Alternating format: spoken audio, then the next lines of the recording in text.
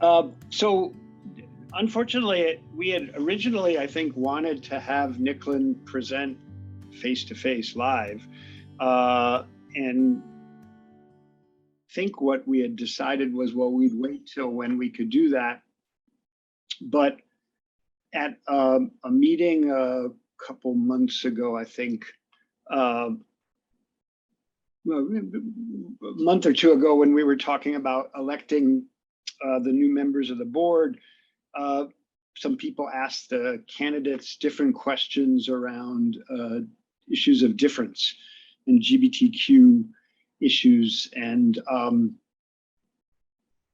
think that I had a personal reaction of wondering to what degree have a kind sort of, do I have enough of a language familiarity on what to say? And for speaking for me personally, as a cisgendered male, so just that, saying that for me, it doesn't roll out easily.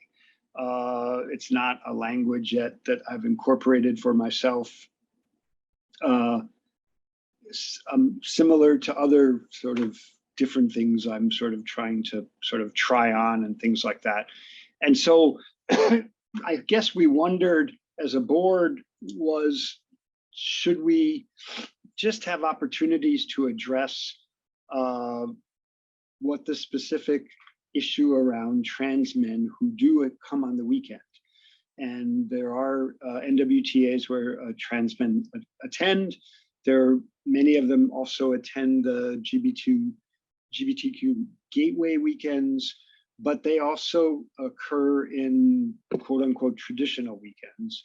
And it seemed like it would be a good opportunity to just take an hour and a half or so around just educating about that. So Nicklin Heap is going to present. Nicklin, I don't know if you're still there. I'll just keep talking. And I'm here, Paul. Some of what he has done, he presents for any of you who have attended or are thinking attending the understanding power, privilege, and difference sessions he's been a part of, and a number of the people involved in that, Michael Bonahan, Rick Bronick, a number of others. In addition to Nicklin, we're all probably part of some of the links that were sent out for all of you. So he's going to present. I think the first question just to ask all of you is, did you look through the links? And if you didn't, what does that mean? And if you did, what were your thoughts and reactions? So with that, I think I'm going to just pass it to Nicklin, and I'll keep track of time for you and give you anything you need, let me know. So, thank you, Paul. Here's Nicklin. So for those of you who are friends, family, beloved siblings, and brothers, welcome to the space. I'm glad to be here. I was honored and blessed, privileged to, no, I take that back. I'm going to back that up. I am grateful that there was an awareness within the leader body that there is challenges around the ideas and constructs of maleness and masculinity. And what does that mean? And that there was an awareness that there is a significant level of ignorance that needs to be addressed, because that ignorance creates impact and has harmful effects on a number of people in a number of different kinds of ways. And the privilege is that specifically for me, I get to do something that is absolutely in line with my mission, which was brought to me by my little person during our creation of our mission statement. And she presented it to me fully enfleshed and thought out, and has not changed since the day that I went through that process. And my mission, my life's purpose, is to create a world of unconditional love and acceptance. And I do that by asserting myself and being seen. I have with me today a fellow MKP member, Eli Rigatuso. They will be speaking to their experience of what MKP, why they came to MKP, and what MKP has done to and for them both. And then we will have an opportunity. Paul and I are going to have a little bit of a dialogue about his experience of what it was like to lead my weekend and to work with me in order to experience the initiatory process of the NWTA. So what I would like to invite you all to do before we get all started with that is to join me in a bit of a vision work. You are all familiar with these kind of processes, so I invite you please to find a comfortable position in which you can create a space to have an experience alongside me. Whether that means turning off your camera or creating some darkness by closing your eyes, whatever helps you to get into a space, to listen to my voice and follow where I am about to lead us.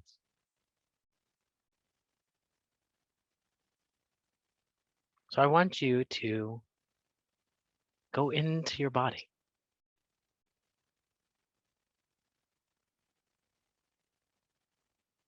Trace your awareness down to the ends of your fingers, to the ends of your toes, down into your groin, up to the crown of your head.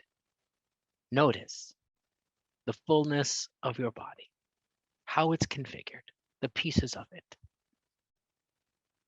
how you are attached or not attached to different pieces of your body, the sensation of them, whether there's pain, whether there's peace. Just notice, observe without judgment or naming or observation. Just notice.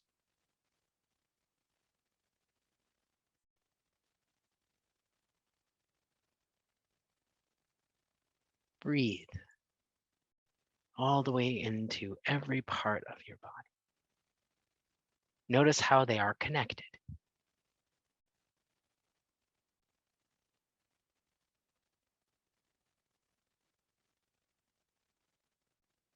Now, there is a disruption in your body, a painful disruption in your body. And this part of yourself that you name penis and testicles, all of a sudden, they are gone. Notice how that feels. And you are told by people whose perspective and experience and position that you trust that it is not possible to reconstruct them, that there is too much harm that has been experienced by your body, and you will not have that part of you any longer. Notice what that feels like. Where do you feel that? Notice the emotional energy. Notice the spiritual energy.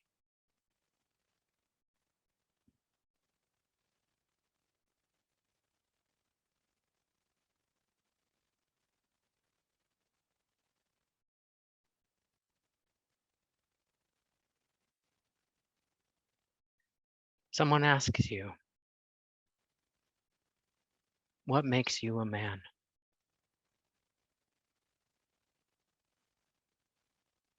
Our culture tells us that men have testicles and penises. You don't.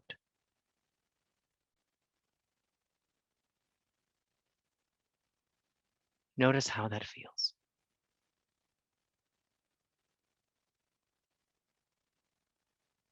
Not because you do not wish to have one, because you cannot. It is denied to you.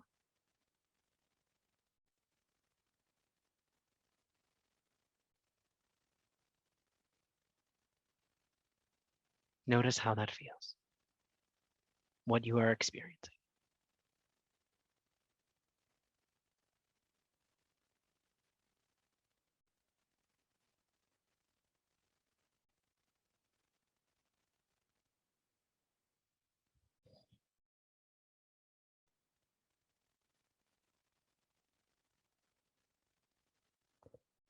Someone asks you again, how do you know you are a man? What makes you a man?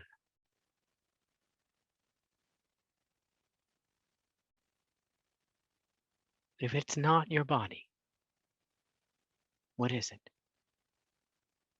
How do you know?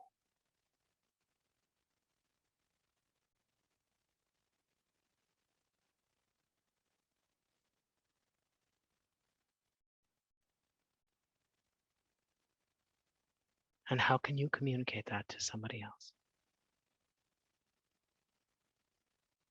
What words would you use? From what place are you speaking?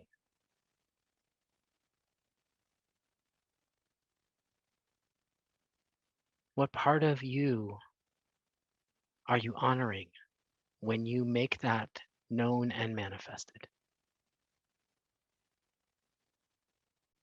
Because clearly it's not your body. It's tied to your body because we are an embodied being. What part of you knows that you are a man?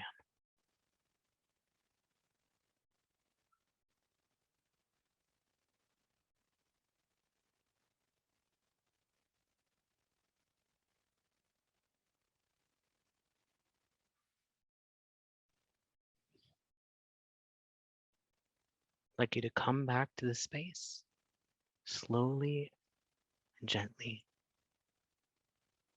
I want you to bring with you this awareness that you have just been experiencing. I would like you to keep that in the forefront of your mind as we have this conversation, as you listen to what Eli and I are about to share with you, and as you listen to the dialogue between Paul and myself.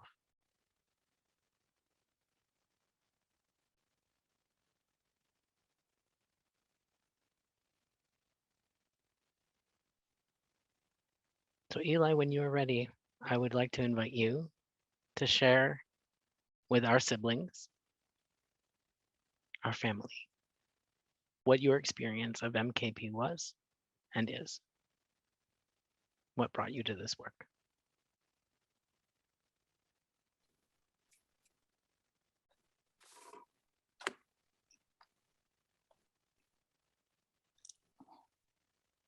Little hard to follow that vision exercise. I hear that.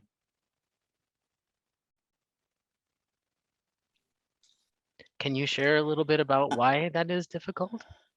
Yeah, I'll get there. Heard. I have to move past.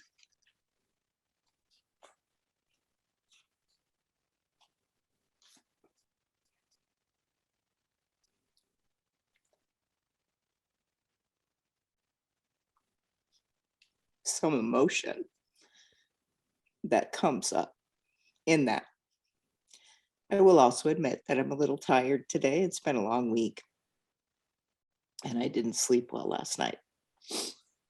But this work, especially the work around MKP and unpacking the power and privilege around diversity, especially as it relates to gender identity, is important to me. Because I was born into a body that didn't fully align with my heart and my mind and my soul, who I believe myself to be. And I was assigned female at birth based on parts of my body. And I lived the first 50 years of my life being socialized as female, expressing as female, and never truly felt wholly me. So in 2015, at the tender age of 50, I came out as transgender because I chose to no longer hide who I was and what was so for me and myself. And I was committed to living my life authentically. And a very dear friend of mine who has done a lot of MKP work reached out to me shortly after I came out, which was in like May or June, I think it was May or June of 2015, and said, hey, I have this program I want to share with you. And he said, I really think that it would help transform your life. And at the time, I was feeling very euphoric. I was on a journey of self-discovery that I thought had a clear path for myself. And I just like swung right into action, right? I found a gender affirming therapist. I started investigating what it would be like or what it would take for me to actually align my body with what my heart and mind believed was so for me. I had for my first gender affirming surgery in December of 2016, and that was the removal of what I refer to as a size 44 double D twins that had placed themselves so beautifully upon my chest. And what I tell people is I'm a boob guy, just not really want them on myself, right? And I joke about it because for me, that's a way to get through some of the trauma and the pain associated with having my life be lined up in a way that really didn't necessarily align with who I was. So after I had my gender affirming surgery and I began to start to look at the ways in which hiding my gender had impacted me and feeling seen or unseen and unheard, and then stepping into this power of, now I want you to see me, right? Now I want you to affirm me. Now I want you to acknowledge who I am in a world that at that time was still spinning in the other direction. There wasn't a whole lot of love and acceptance and appreciation for, or a true understanding of what it's like for someone like me to navigate the world. For someone like us, like Nicklin and I. And, you know, there's even differences between myself and Nicklin.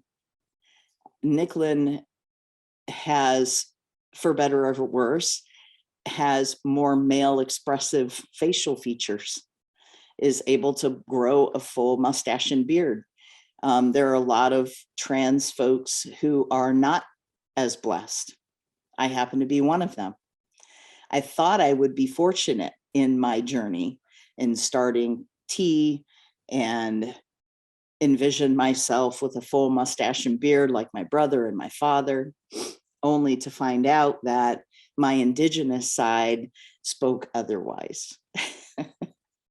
And what I basically get is, you know, mostly here in my chin, a little bit on my sideburns, but I'll never grow a full mustache and beard. But is that what really makes me a man? Right? And I started to unpack these things. I started to look at these things. I started to think about these things. My body is not a fan of pills even alcohol, injecting testosterone into myself, started to kind of like show up the way that other things showed up in the response in my body. My voice started to change as a result, which I was happy about. But there were other things that were happening that weren't working for me. And part of it was coming out as trans so late in life. Part of it is just my body. I have scarring on my chest that will likely never go away. I also had to combat the voices in my head as they related to being told from a very young age to put my shirt on because I was a girl. And I didn't realize how much that would show up in my life, even after I got the chest that I believed was truly mine. Just mowing my lawn without my shirt on seemed odd to me. But it shouldn't, because I know who I am inside. Well, as I was sharing some of these things along my journey, my friend Tim, like I said, many of you probably know him, Tim Thompson, introduced me to one of the Gateway weekends. And he had a couple of different conversations with me, and after listening to him, I thought, yeah, sounds like something I want to do. Let's do it. I'm going to probably need some help financially, but I'm in. And he's like, you're in? And I was like, I'm in. Said, I don't need to think about this, right? And I was totally blind. I had blind faith in this person who I had known for many years that he would not lead me astray, right? And so I had a lot of trepidation and fear around going into this weekend, but I felt also like I was going to truly be able to step into this manly part of myself, right? This masculinity, solidify this relationship, heal some of the harm that I had to endure, and then also do so in a way that's grounded in Indigenous tradition. And so going into that weekend, I had a lot of different feelings, but I didn't feel afraid. I didn't feel as though I didn't belong. I was reassured a million times by Tim that I did absolutely belong. And so I went into the weekend, releasing that fears that would come up. What I didn't realize that I would find in the weekend was, first of all, a rebirth as Eli. Powerfully Eli. I got to choose my parents.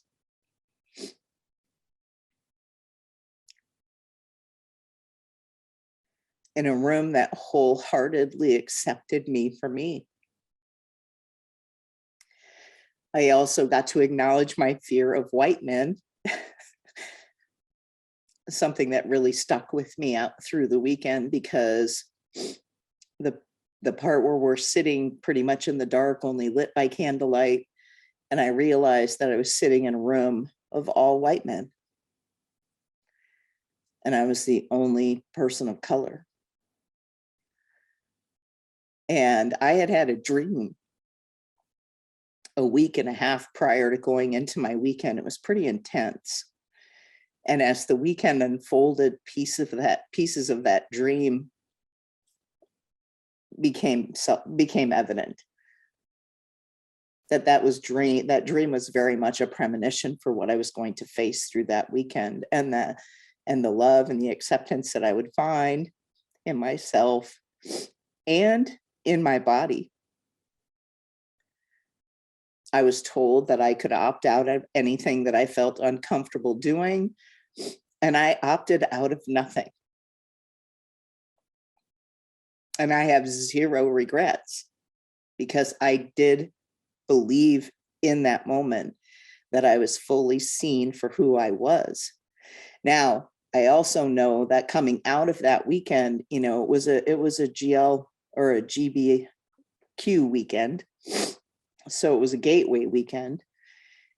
And when I came back to Omaha and started to get connected with the local group here with MKP, is when I started to realize that there was still a difference in who I am and who I say I am and who people believe me to be. And I think that the guys in the group here tried, they did their best to really include me and have me be a part, but I still didn't truly feel like I was a part of.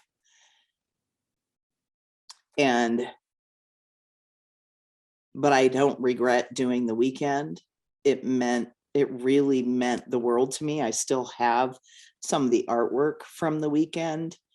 I do participate with a lot of different things that Nicklin is involved in with UPPD, and I'm really grateful for the work.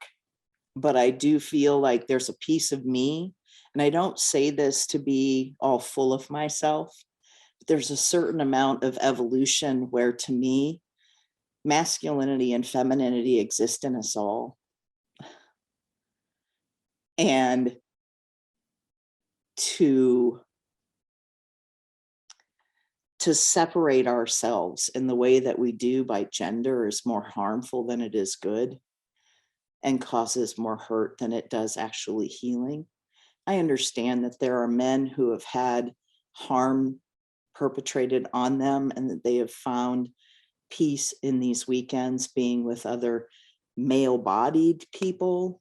I mean, for a lack of putting it any other way, that's truly what it is. And I think it just would, like, the evolution of what I feel would be so beneficial to MKP is to start to remove some of those boundaries, to start to expand upon who we are fully as human beings. I now know why a few things came up for me this week. One of those is around my voice. I've had a number of people make comments to me about how feminine my voice is this week, not realizing how hurtful that statement is. But in the moment, I could stand strong and say, my voice isn't feminine. My voice is just a voice, and that it's my voice. And therefore it is both and, masculine and feminine. And we are all that. You know, I believe to this day that had I had my culture and tradition when I was younger, and that it hadn't been stripped from my family, and that my mother could have celebrated her indigenous side more than she was able to. They actually were part of the Forced Relocation Act of 1957. She moved here when she was younger. All of that was stripped from us. I knew where she was from. She's Menominee. She was born on the reservation in Kashina, Wisconsin. I've always known that I was indigenous. But throughout my life, I have been, in some cases, treated very othered by that, my appearance, spending, you know, countless hours out in the sun in the summer and being, you know, 10 shades darker than I am today. And showing up in grade school in a Catholic school, having to put on a white shirt. I was othered. I was different, but I also had a secret then. Now, had I been raised with my culture, now that I've been able to, the blessing of the pandemic is to connect with my people and learn more about my Menominee Nation. They honor Two-Spirit people like me. They hold us in high regard. If you're born into a family, your entire family is considered blessed. But that isn't my experience in the world. my experience in the world is that I'm weird. You know, Eli, if your voice wasn't so feminine, maybe people wouldn't misgender you or ask me evasive questions about whether or not I'm on T or whether or not I want to have bottom surgery. Well, I have a micro penis and a vagina. So what? I am both and. But for you to have access to that part of my body to somehow validate or validate my gender is disgusting to me. You shouldn't have to have access to that. If I tell you who I am, you should believe me. But the world out there doesn't. What I found in my MKP weekend is that there are some folks who do, usually only folks who are part of the LGBTQ plus community. I'm starting to find more folks here within MKP who are expanding their knowledge and awareness. I'm just looking at a few people that I see here that are a part of this group other than Nicklin. Greg is one of those people. But I don't know if I would feel safe going to a regular weekend. So I didn't always feel safe going to my groups here in Omaha because I never knew for sure if the new guy was going to understand or be okay with it or trust that everybody was cool with it, or why did we even have to have a conversation around it? We're all there to try to continue to heal ourselves and to continue to do the work that we've started in our weekends.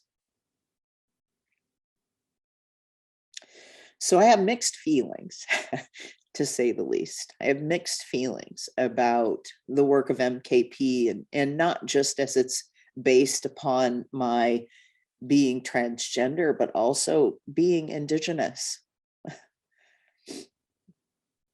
And going into a weekend and thinking, is this appropriation or appreciation?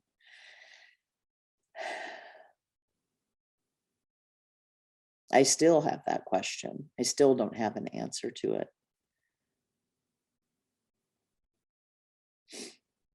I know that deep in your hearts, many of you really do have a commitment and a mission to make a difference in the world.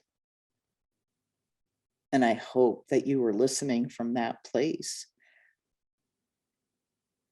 I mean, I'm often told that if I didn't cry so much and I'd man up some more, that maybe people would respect my gender. And I think, wow, is it so difficult for you to feel that you have to attack my own vulnerability? My own ability to be vulnerable and share with you how I feel? Because when I show up in a room, I show up fully as me, fully exposed, nothing to be afraid of. Because I believe it's that kind of truth that will heal the world. Maybe not in my lifetime, but I hope sometime soon. So I appreciate your listening today. I am grateful for the work that you all do. And I hope that we will be able to create a space where all people can truly come together and celebrate both their masculinity and their femininity and learn how to all be in a room together, celebrating love and truth and kindness.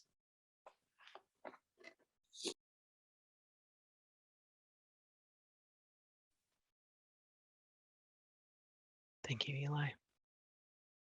I love you. I love you too.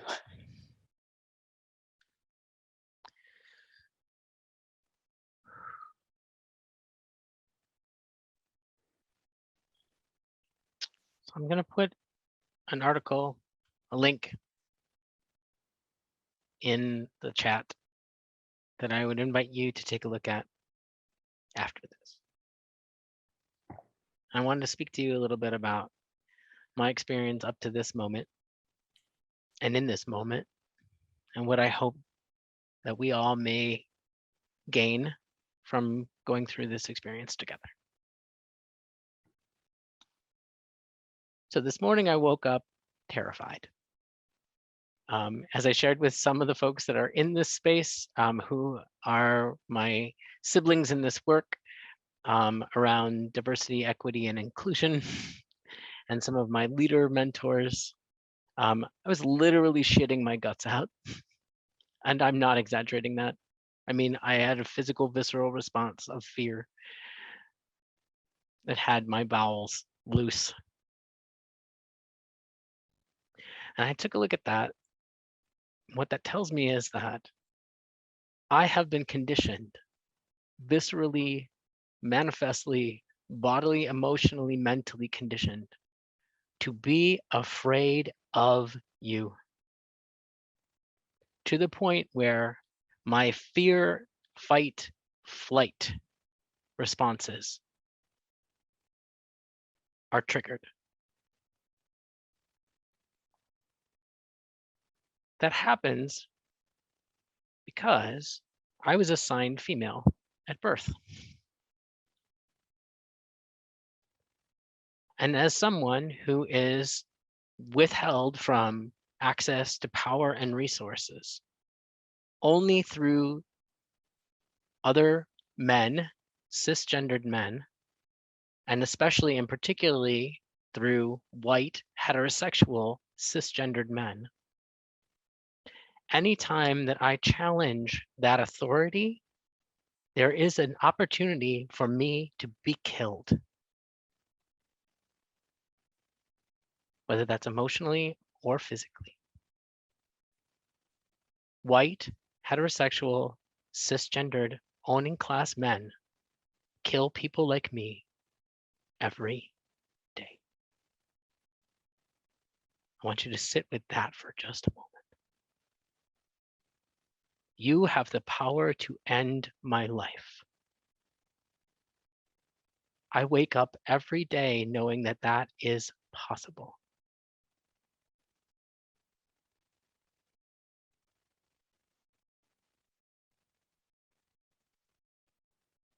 And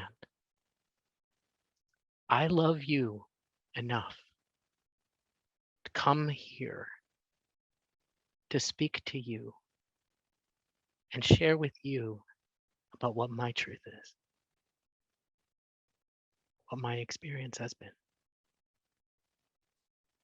Because I believe in your humanity.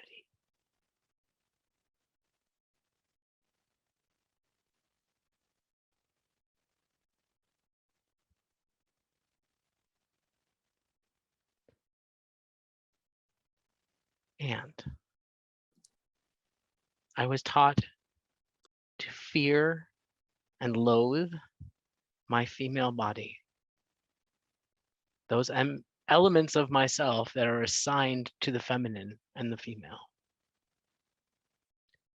My emotions, my vagina, the fact that my body bleeds on the regular if certain levels of hormone are present.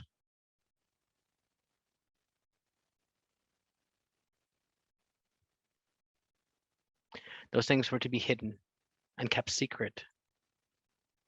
They were weaknesses and something to be ashamed of. They made me vulnerable.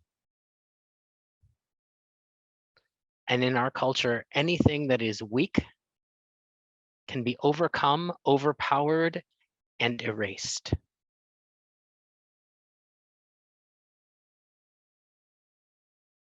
And so I learned to hide, deny, and suppress an entire part of myself.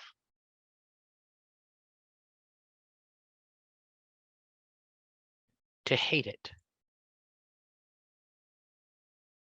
Not because it's not valuable, not because it's not worthy, not because it should be revered, but because openly acknowledging that part of myself would deny me access to power and resources and life, well-being, safety, peace of mind, serenity. if I do not conform to the idea of what a man is, I do not deserve to exist.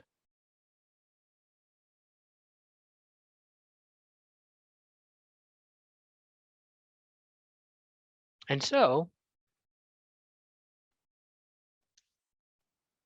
when I came to MKP, it was after 10 years, 10 years of someone trying to invite me to this work. I resisted for a full fucking decade because my experience of men was that they violated my body. They were violent with my spirit and my emotions. They would deny me self-sustainment. Even something as innocent as my hair. My progressive, liberal thinking father, who said, you can be anything that you want to be as a girl, also said, if you cut your hair, I will throw you out of this house. If you cut your hair, I will throw you out of this house. If you do not conform to my idea of who you should be, how you should present yourself in this world, I will deny you self-sustainment, protection, belonging, community.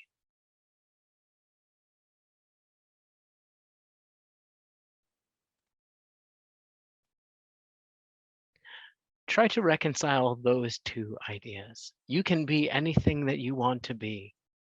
And if you do not conform to my concept of what you should be, I am going to make you so vulnerable you might die.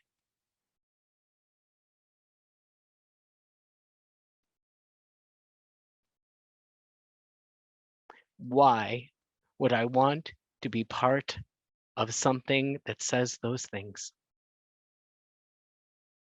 Why would I trust myself, my most vulnerable self, to a community of men? Why would I want to become like them? And why on earth would I need validation from such a group of people about who I know myself to be? Because I am a man. I know myself to be one. And I wanted to belong within a community of men. And so, when Scott came to me in a place of deep vulnerability, where my life had basically imploded from the outside in, and everything that I thought I was or would become was questioned, I had an opportunity to redefine what it meant for me to be a man. Scott Kaiser, bless you, Scott, reached out and said, you need this weekend. We can offer you something beautiful that will help you. And I trusted Scott because I knew him to be a man of character who saw me, who loved me, who would keep me safe from men who hurt me.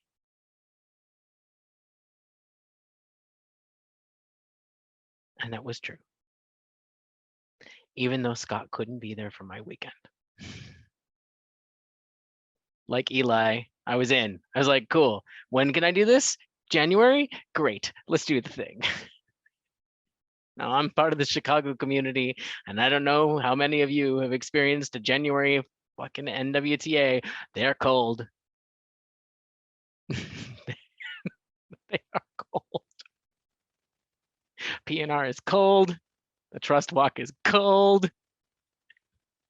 It is gold and beautiful and transformative. And I was blessed that I came through at a time when I could actually experience the original Camp Hamowitz as it was falling apart. God bless it. I know what it is to sleep in the pit. I know what the hell they mean when they say they're standing on the wall, because those are literally things. I know what it is to sleep in the chapel.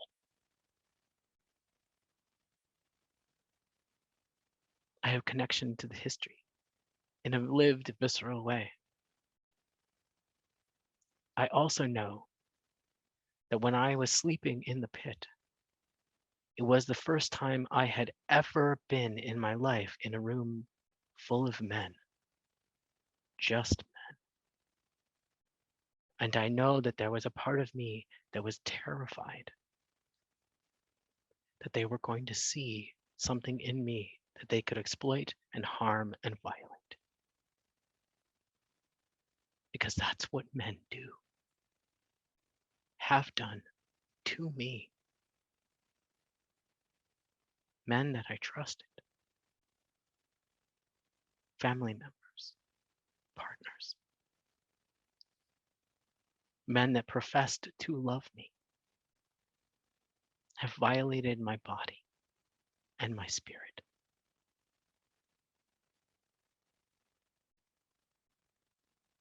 And so I came through the weekend, and it was exactly as advertised, a transformative, broadening, connective, initiatory experience. And I will speak a little bit more about that when I speak with Paul about what my weekend was like. I will leave you with this. I was supremely lucky that my cohort that came through my weekend, who became my I group, were men who had done their work around being fully embodied, holistic, integrated humans. Who, when I had to do deep work around the fact that the first time that I ever had sex, real sex, penile insertive sex, my partner in that was irresponsible and careless and didn't hold on to the condom. And he impregnated me involuntarily. The very first time. And then I lost that baby. And the shame and the grief and the anger and the fear, I shut away. Because no part of that experience fit into what it meant to be a man. But it was still real, and it was still something I experienced. And so I trusted my brothers when that pain got too big for me to hold anymore. I brought it to my I group, and it carried me through to the other side. Not because they had a parallel experience. They were cisgendered men, and most of them were heterosexual. What they did have were hearts and spirits that were open to holding me. Not because they knew where to lead me, because they understood how to hold the space. Just hold the space. And allowed me to experience what I need in order to heal.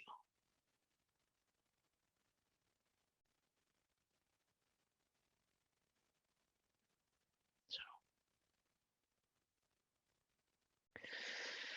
I invite you to take a breath with me.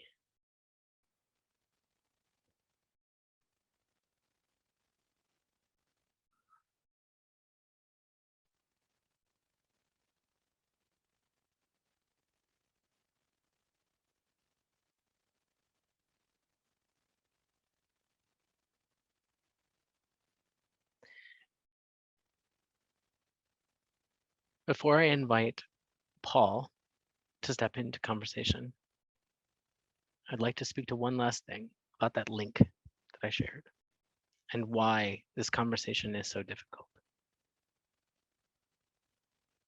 I'm going to speak a truth that may land with some discomfort.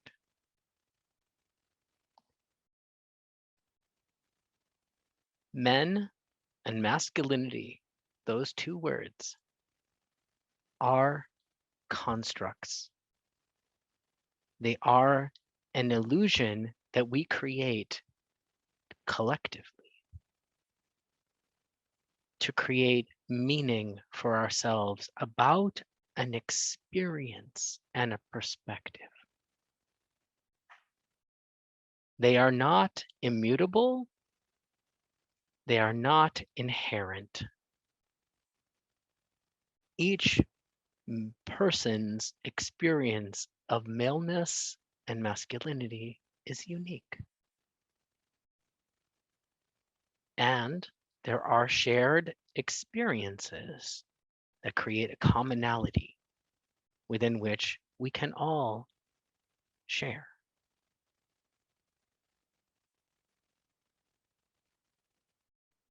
When we center things around biological constructs,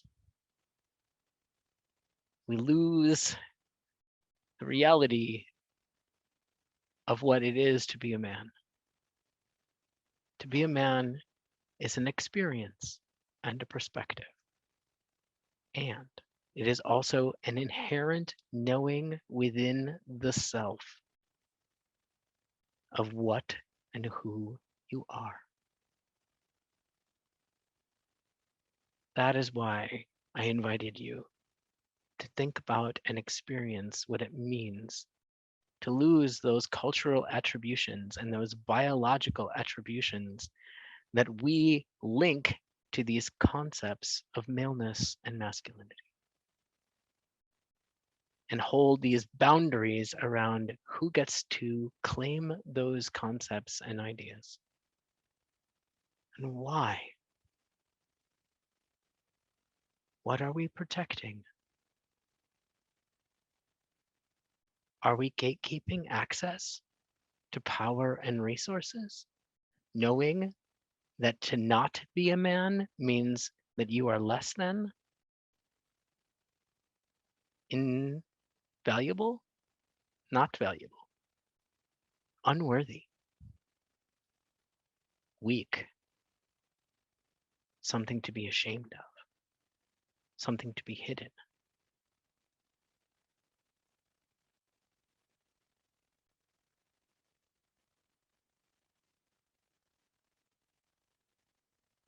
When I bring that to many men, they react with anger and fear and violence. Violence with words, violence with emotions.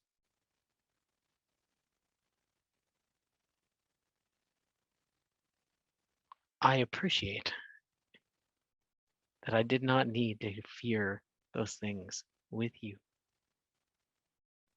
And I still was afraid, to the point where my body had a visceral reaction, literally shitting my guts out. That is how conditioned I have been by the reality that men can kill me.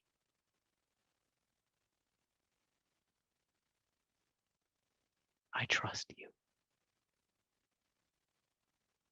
I invite you to be worthy of that trust. I love you. And I invite you to be worthy of that love.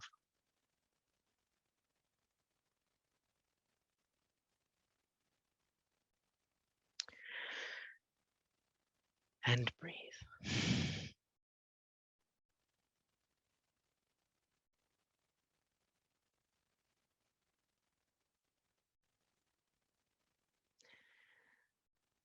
Paul, when you're ready, I would like to invite you into the space. And for those of you who are familiar with the Zoom protocol of a fishbowl, I would like to invite you to turn your cameras off and then turn off show hidden participants. And Eric is back. So Oh, he's back. Hooray! Great. Yep, I'm here. Fantastic. Hey, Treese. My man. I love you. I'm so glad you're here. Martin, Right you back need at some you, help? brother. Great. Can someone help Martin turn off his camera if he can? Efswa, if you could also turn off your camera. And Eric, can you turn yours on? Whoop, hi, Stan. Treese, can you turn Yep. your camera on? Yep. Be right there. No problem. Where do you do the participant thing? So in the upper right-hand corner, you'll see there's 3 dots on your, if you hover over your own square. Yes. And if you click them, it'll say show non-video participants or hide non-video participants. You want to hide non-video participants. Thank you. You're welcome. Glad to help. Whoop. All right. I'm going to trust that Eric will get here eventually.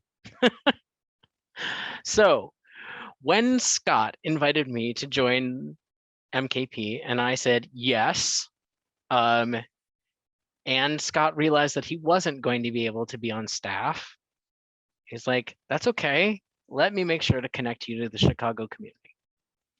And I made my application, and Eric was the guy who was doing the vetting for the applicants for that weekend.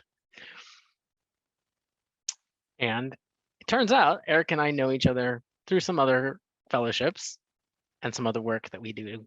And so when Eric gave me a call and we began our conversation, he already knew that I was a trans man, but he had some questions about that experience and what it meant for me to be going through the weekend. We had a really amazing conversation. And my recollection was that he was earnest and clear about what it was and what would be expected of me and how that was going to work. And he was not entirely sure what the protocols were in regards to how trans men and men of trans experience are accommodated in terms of how the weekend runs. So what I would like to invite now is for Eric to tell you a little bit about his recollection of that conversation and how that landed for him as a co-leader for that weekend. If I remember correctly, you were the co-leader on the weekend. Yes, Eric? No. No, not yet. It was a COC. Got it.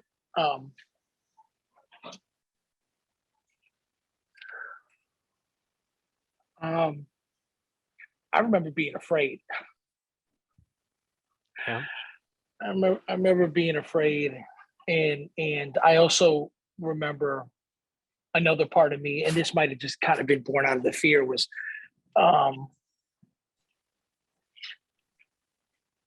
just, it was, I don't know if it was a cavalier attitude or just a little nonchalant, like, yeah, man, of course we got you.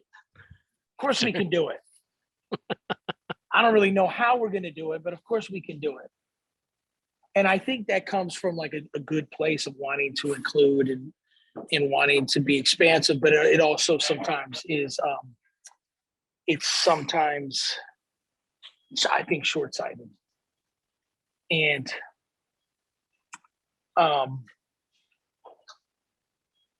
but I do remember it being a really great conversation with you. And I actually remember you, sorry about that. I remember you being very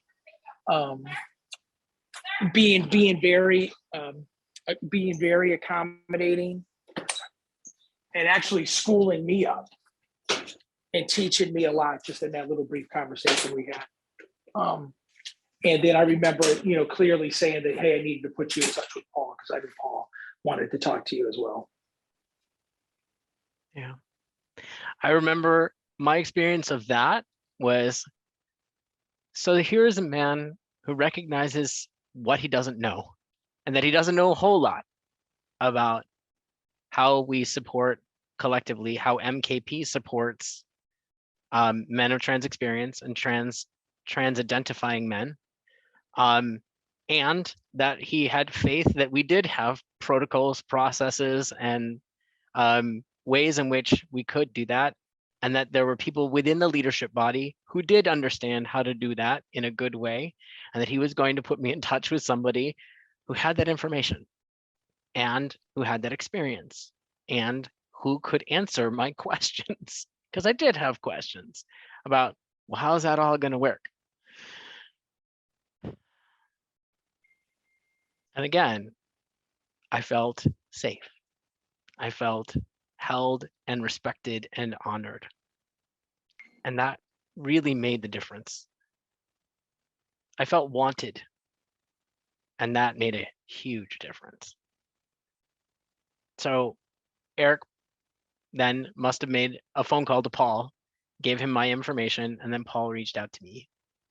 And Paul and I had a conversation. And so I would like to invite you, Paul, to share a little bit about what you recall about that conversation. Yeah. So I think Eric calls, and in those of you who know Eric's way of you gotta do something yesterday. So he Right. told me I needed to, you gotta talk to this guy. And so I actually was nervous, afraid, just because I don't know the right ways to talk. I don't know. I trusted myself on how to help someone through a weekend. The one thing I knew, not even having called Nicklin, was I was going to tell him the whole weekend. So he needed to know everything eyes open up front. So that way he could tell me what was a source of discomfort so I could deal with that. And the only way I know that he would have been able to do that is I had to spend enough time on the phone to tell him what the weekend was. So, and, Martin Lassoff and some others, many of us, I think now already there's a way I can describe the whole weekend from start to finish without really telling people the ins and outs of it, but I can tell them enough to know about different things: searching, nudity, questioning. And so physical proximity and space was the one thing I wanted to get out to him, to make sure he could tell me, or he'd be able to tell me at some point if he was uncomfortable. There is actually a protocol page. So I remember looking at that before. It's probably really dated now. Yep. And I think I remember actually asking you a couple of the questions in my mind about, okay, well, where are you in the process as Yep. trans? That was Right. important for me just to know. And also, was he doing work about that? Did he have somebody as a support? So I do think I asked about that. And those, I think, are the two, I remember those are the two questions in the protocols historically. And so and then I told him about the weekend. I told him what we were going to do, what was going to happen. In hearing his presentation and Eli's presentation now, there's a lot I didn't tell him. And I realized that I didn't tell him because I don't even think that would have mattered, which clearly it would have. So I didn't think to tell him. He was in Hammerwoods. So I didn't think to ask about what's it going to be like, how you're in sleeping quarters and how close or anything like that. I didn't think to talk about that. But I did talk about physical stuff. So I remember talking about nudity. I remember talking about Saturday morning showers. And I left it up to him to decide at any point, was there some discomfort he needed to tell me about it. Yeah, I think, and so thinking back now, did I tell the staff there was a trans man on the weekend attending? No, I didn't. I don't know what my answer would be now. Like, I don't know that that's that important, but I guess I probably in hindsight would ask the man, what do they want me to know? And that would be the way to do it if I think about it. Yep. And that would be the way I would invite you to do that. And Yeah. the same, so I didn't tell the staff either. I think Eric and I were probably the only two who knew. But again, in hindsight or going forward, I would actually have asked the man. So those were so yeah, we talked briefly just about the weekend, and I just said, I'm around and just let me know if at any point there's a discomfort. Yeah. That was pretty much my recollection of that conversation. And having all of that information available really did reassure me in that up to that point, that at any point I had agency within the processes and the weekend in order to keep myself psychically and physically safe if I needed to. And that I had an advocate within the space, knowing that since we are invited to go alone, right, not with brothers or siblings or friends, or that having that experience, having that space, since Scott, my advocate, originally wasn't going to be able to be there, so that you could stand in the place of Scott, helped me again to feel a continuity of support.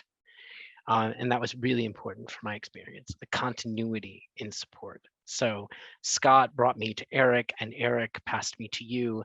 And there was a belief that one was known to the others, that if I could believe in Scott's character, and he believed in Eric's character and willingness and ability to support me, that if Eric believed in you, I could also believe in your character and willingness to support me and ability to support me. And so that was really important for me as an experience and as preparation for the work that we were about to launch into.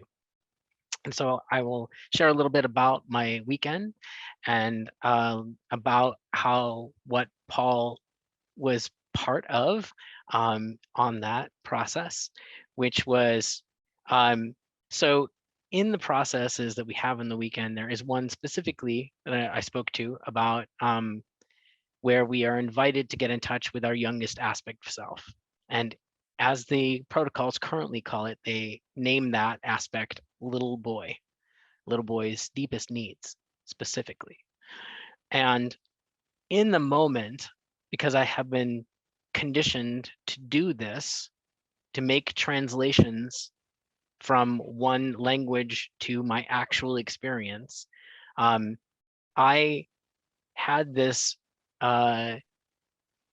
glitch, if you will, within the envisioning process as they were leading us through that process of having to do this mental gymnastics, these sort of like emotional, conceptual acrobatics in order to actualize my lived experience as a small female person, right? Assigned female, expressing female, because that was what I was allowed to do. And I wasn't very successful at that. When I was 6, 7 years old, my first grade teacher told me, literally pulled me aside one day and said, "What is wrong with you? Why can't you not be like other girls?" And I remember feeling deeply distressed by this condemnation, because I was just being myself, literally just being me. And I failed to conform to their concept of who I should be. And they were in a position of authority, again, to deny me power, resources, access to a deep need, learning, community. And so I learned to try to conform. I was never very successful because I'm not female, not in that way. And so when we were going through little boy's deepest needs, I had to remind myself that it's okay that my youngest aspect is actually a little girl, because that's how I experienced that part of my life. and that it was okay for her to come into that space and teach and lead me in the way that I was being invited to do. Because boy, did she have some really cool fucking shit to share. She had a fully realized mission statement ready for me. She's like, here you go. Let's do the thing. And I was ready to hear her because we were being led through this beautiful vision process where we were being invited to envision if we could have had what we really needed at that point in our lives, who would we have become? And what kind of world might it be now? Mine was a world of unconditional love and acceptance, because I would have been allowed to assert myself, to take up space, and to be seen. And so if I can sort of tie to this for the rest of the people. So when Nicola and I talked about how to present this, I asked him again, hey, let's talk about your weekend. So I didn't pay attention to this process. I didn't have any awareness that I needed to go up to the person who was leading it to say, you have to change the wording. I didn't think about that. Right. And I didn't even dawn on me that I didn't think about it until we spoke in January. Right. So that's the level of just unconsciousness on my part about it. And I guess I would say that we're lucky, or it's not, I mean, I appreciate the trust and confidence you may have had in us, but no, in hearing both you and Eli today and understanding just the level of danger of having sort of being taken out, that's the kind of sort of slip that we were lucky. Yeah. So, but thanks. Yeah. And you are absolutely right. We, you, me, us on our weekend, that cohort, we just got lucky. And there is a very real possibility that others are not so blessed, have not been blessed, and there have been real harm done that we need to be accountable for. And we need to not do again. Not do it again. We got lucky. That's it. We just got lucky. Agreed. So we got to carpet work.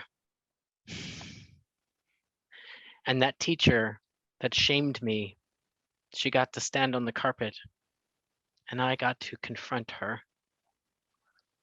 I got to tell her that I'm not a freak,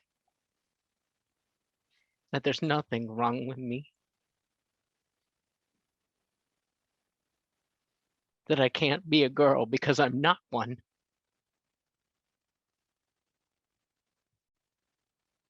That just because she couldn't see me doesn't mean I'm not here. I am real and beautiful and whole and perfect, just as I am.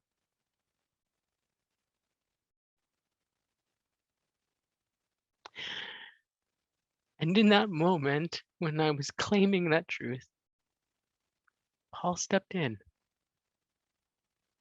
and he led my carpet team through a beautiful ritual as part of no process that I know of.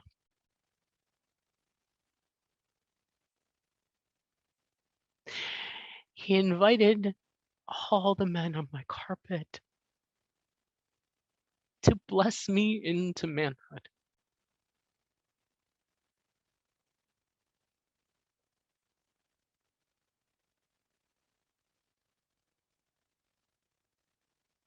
To welcome me into a brotherhood of men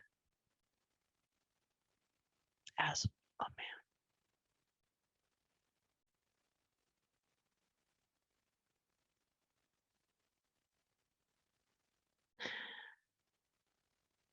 Do you know what led you to do that, Paul?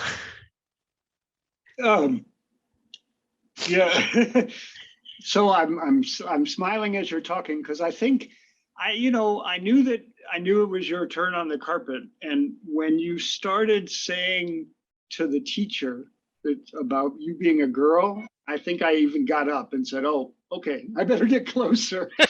um, and Yeah. and that was the first time I thought, okay, I don't know what everyone who's listening, how they're going to react to that. Right. And I think I also said, well, I don't care. He's here, and we said we would do what we had to do.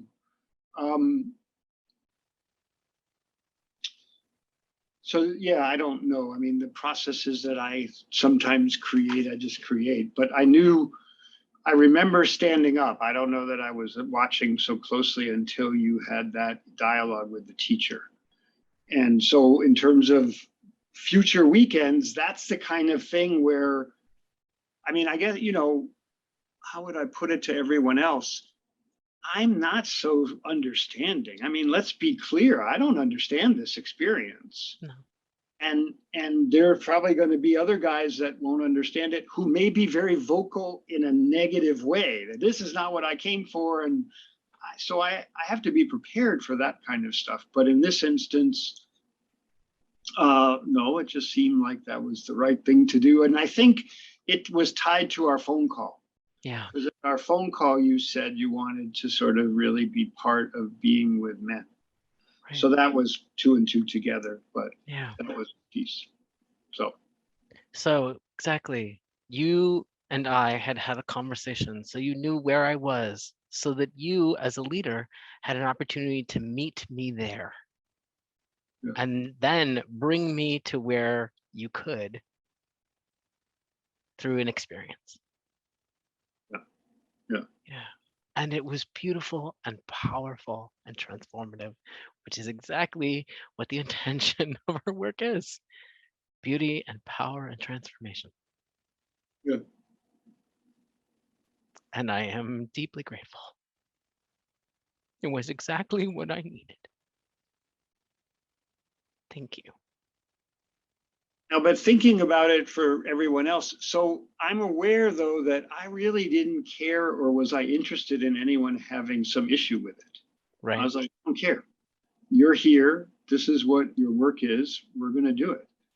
And I guess that I'm thinking as a question to you, it would have been pretty disruptive to have to like somehow shift and have that would have taken you from your experience, I'm imagining. Yeah. Had you specifically talked about like naming my transness in that space? Yeah. Because in that process and in that moment, that was not really the thing that needed to be spoken to. No, it didn't.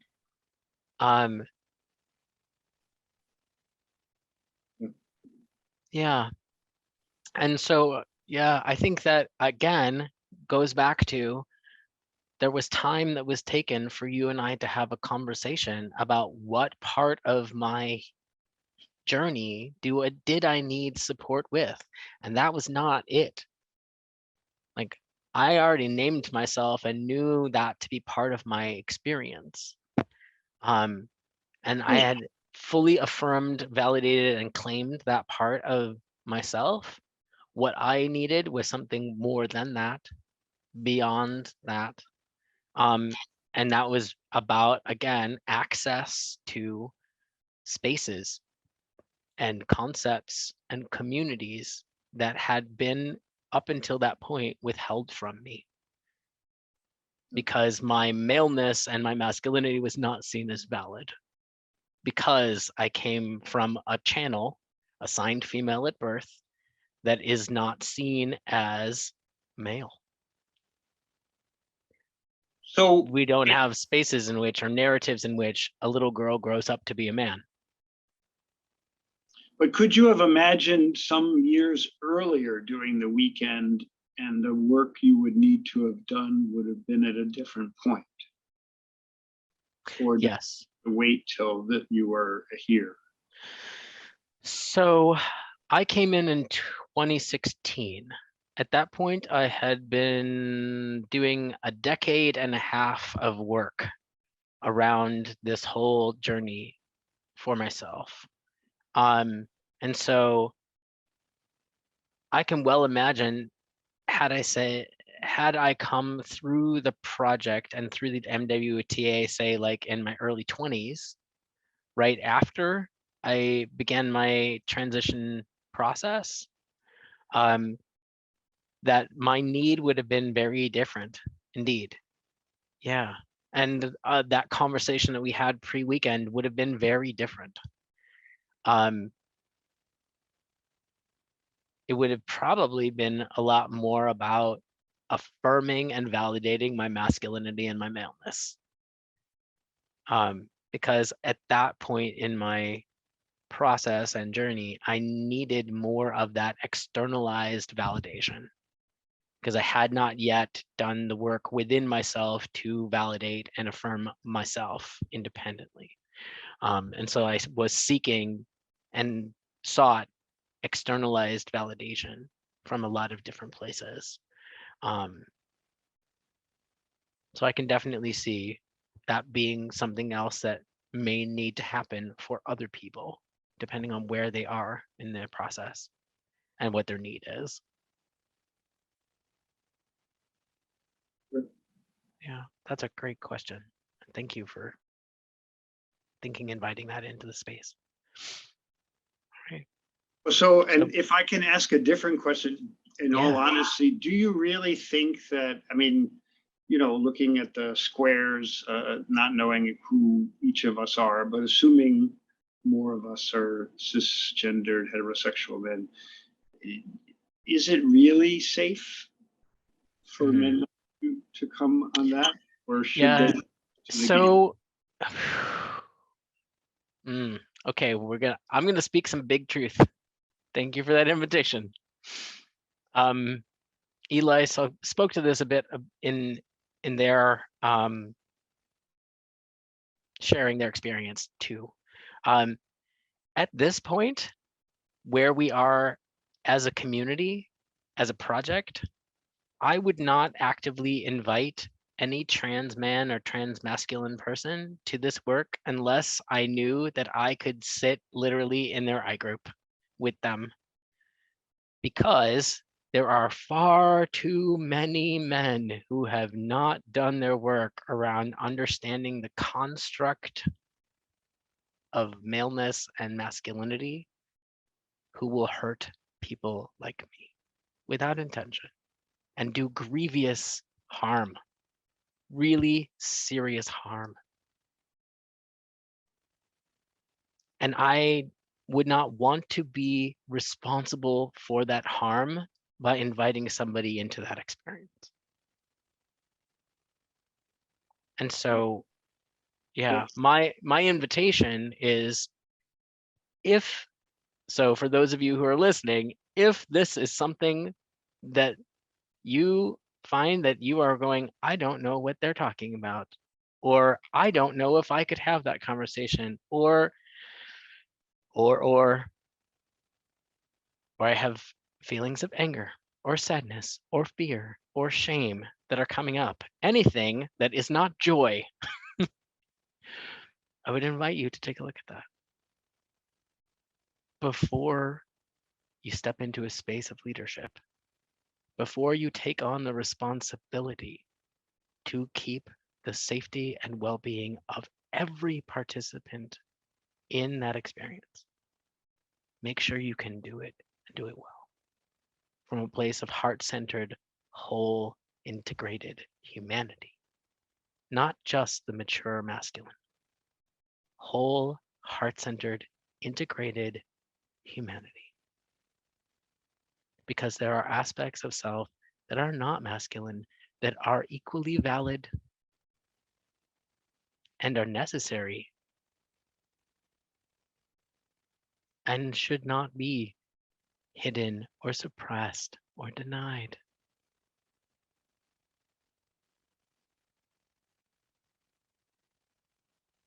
Sure, thanks.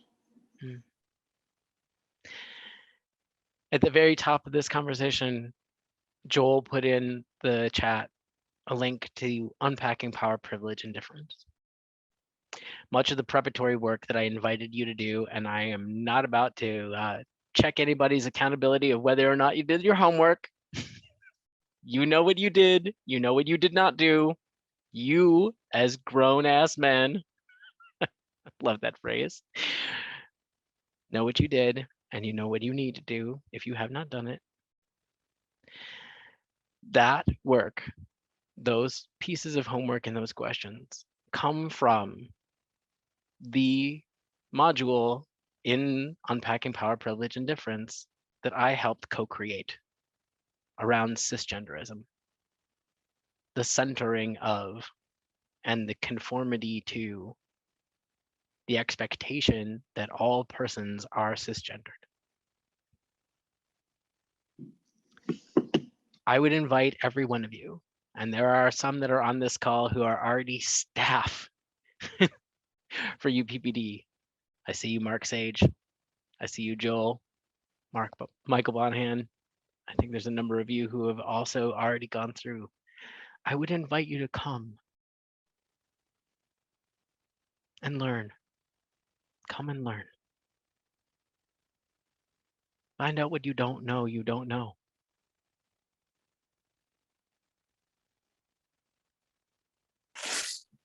I'll chime in, Nicolin, that Awesome. I took it. I took UPPD, and I think I know that training would have prepared me better for your weekend in 2016. I would have been better prepared had that training existed back then. It's excellent. So I recommend it to everybody here. Everybody sign up and do it. Take it, invest the time, invest the energy, go learn, and keep building relationships with men who are just different than you. Thank you, brother. In fact, and I'm going to assert myself and be seen. Henry Thurman and I are leading the March weekend, and we have space open still on our training. So if the time is now to borrow from the NWTA, the time is now, and you are the gift. Come. Do it. Greg Come Williams do said, it. do it. Just do it. Sign up. Do it now. Come be with us. Come learn alongside us. Because one of the things that we do in the UPPD that I have never seen any other organization do, beyond the 12-step actually, we are all learners together. The only difference is that as facilitators of the work, we have somewhat more experience. And our job is to share that experience alongside those that are coming to learn. I learn something every single time I lead a UPPD. Every time. The very first one that I led, I got called out by a fellow facilitator on use of language that was harmful to women. I love that work.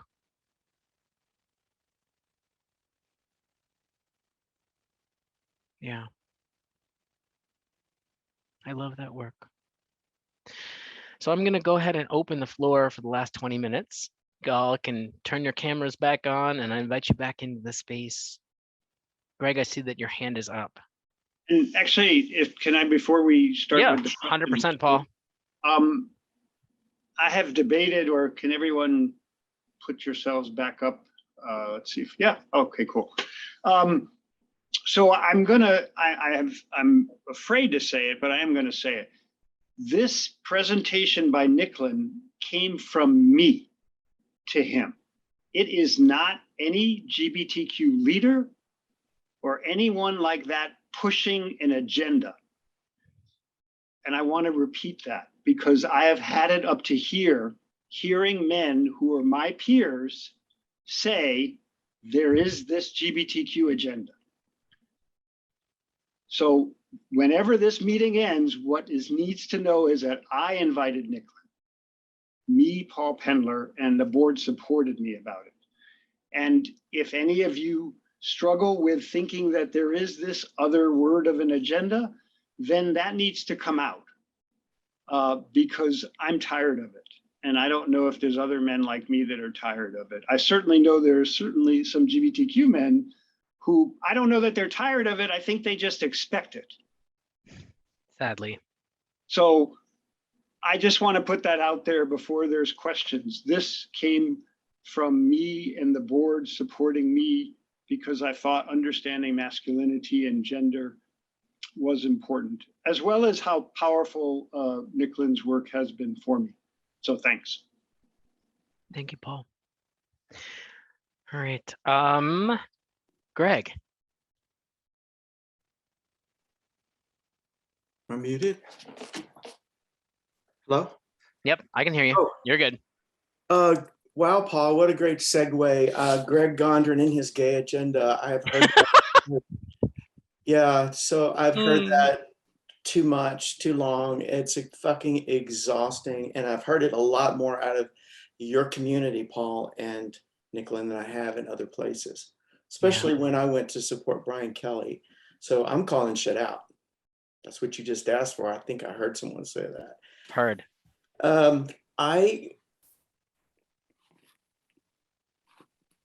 I don't know what a gay agenda is, Paul, honestly. I mean, I guess it's, wake up, get up, brush your teeth, walk the dog. I'm not really sure what that means.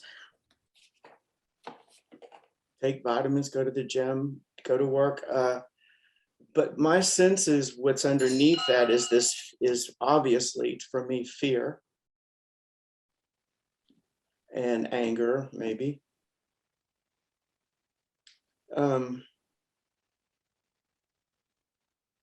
So agenda, yeah. And I found that I didn't have an agenda really much in MKP until I took various roles of leadership. Then all of a sudden I had an agenda. Full leader, gateway, agenda. Full leader, search chair, agenda. Full leader, search chair, go support another gay man, agenda. Gay mafia. Those are the exact terms I've heard more than once. And so what are the other GBTQ men sitting thinking? Who knows? We all have sit and think differently. I want you to hear that. That was said twice by two men on the call. This belief that somehow we have this agenda we've all professed to, gone through the sacraments, and have been indoctrinated into. I've never seen it, don't really know where it is, but somehow there's this myth that we held these agendas and we're all the same. So one thing that may be the same as our queerness, but who we love and how we identify is as different as the fucking rainbow.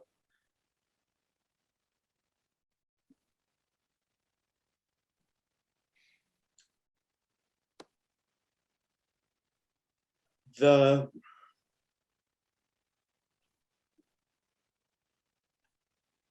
resistance to, when you said take the UPPD, I don't know if I had the right acronym, take the I&I, this is not, in no disrespect, it's Nicklin to you or Henry, whoever's leading it. Take this course, take that training, take this, take that. I find for me it is usually not always a fucking waste of time and maybe money and energy. And here's why I say that.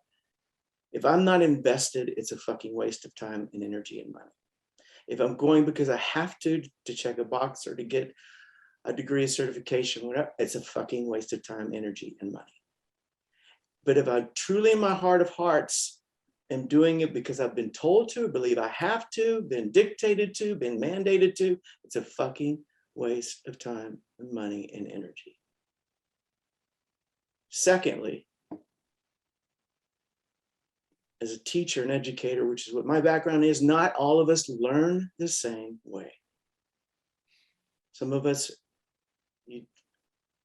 thrive on lecture, reading, theory, books, workshops, trainings. Others are somewhere in the middle and others don't at all. It's the fucking life and experience that wakes me up, that enlightens me, that brings my unconsciousness up.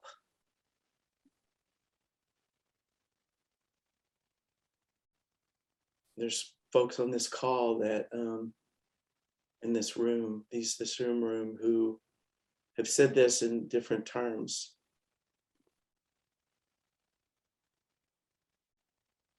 Ernest Patterson, Martin Lassaw, Paul Pindler to some degree, and a few others here I'll name. If you really want to transform, then fucking get into relationship with folks that don't look like, act like, love like, think like you. That's it. Coursework's great. I'm not saying don't do it. But they go hand in hand. I heard someone use the pilot analogy. They didn't read a book and then fly a plane.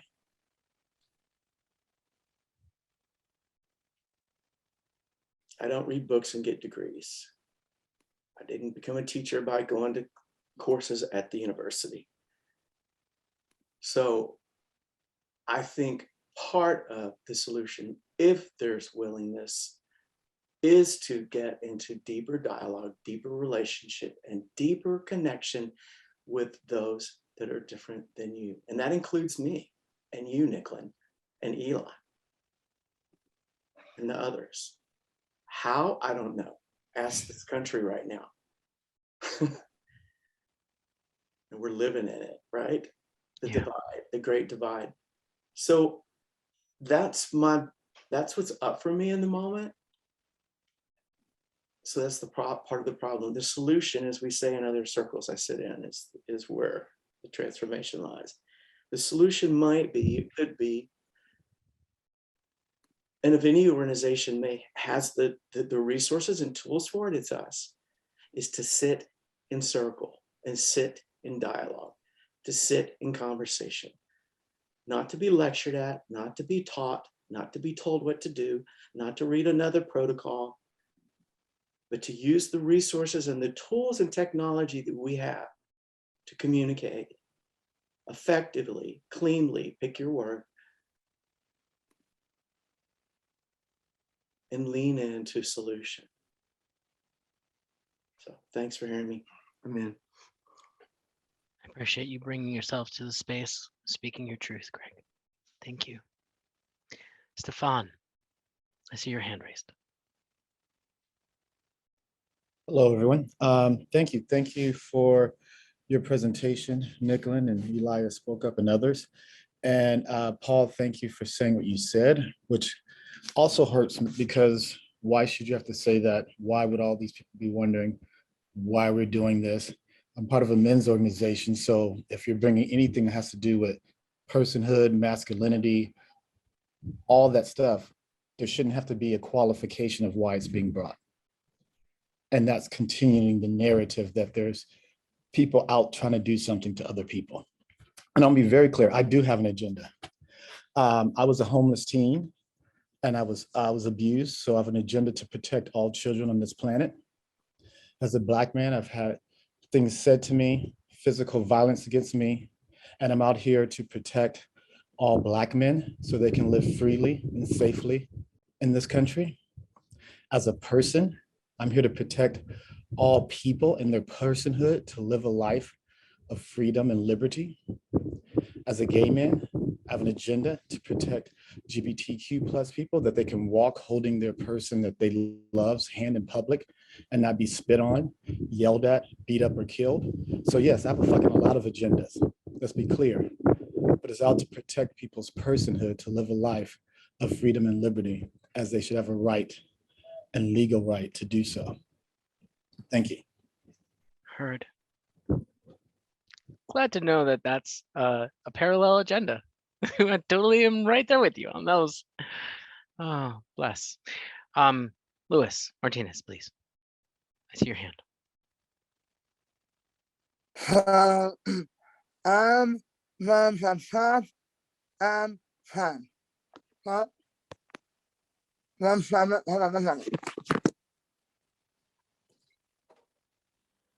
Oop.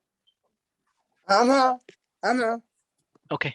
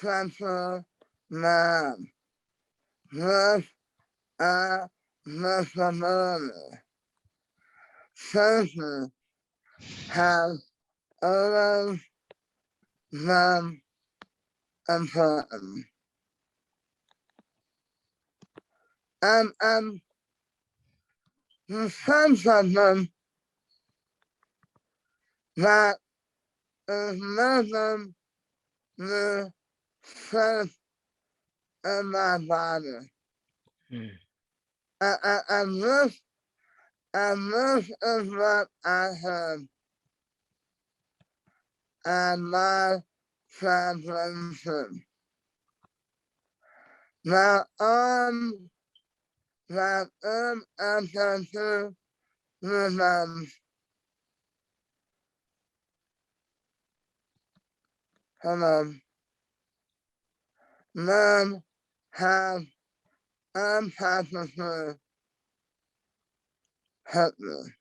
Mm.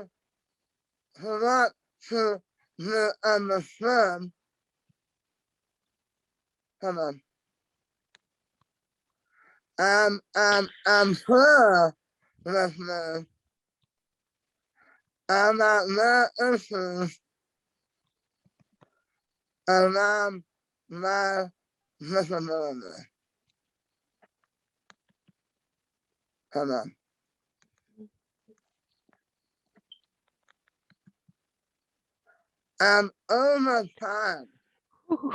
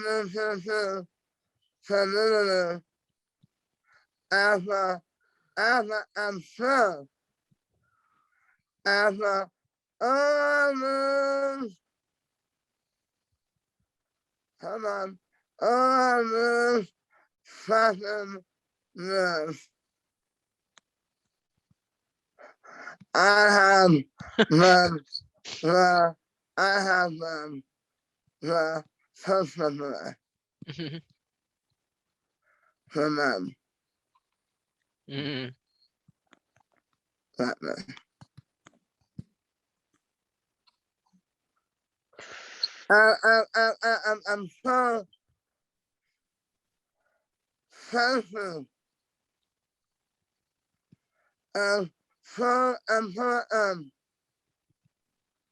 I'm from the center of my as important as them having the same. So, I didn't realize how important this person is.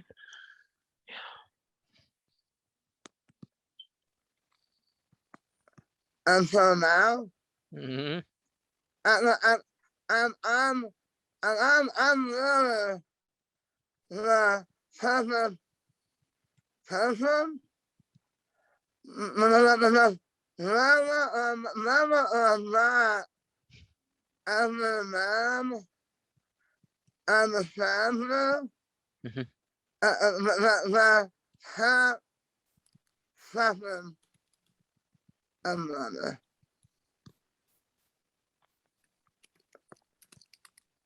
I'm submit. I'm submit. Thank you, Louis.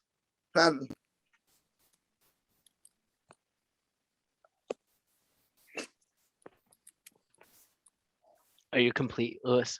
I am submit. I'm Fantastic. submit. Thank you so much. I really appreciate you sharing all of that. Thank you for allowing me to hold space for you.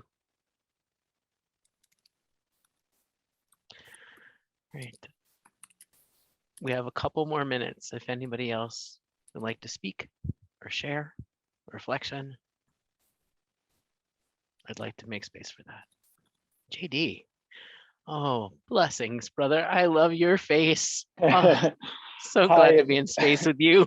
so good to be here with you too, Nicklin, and with all of you today. And Eli and Nicklin, thank you for this historical moment in our time in MKP.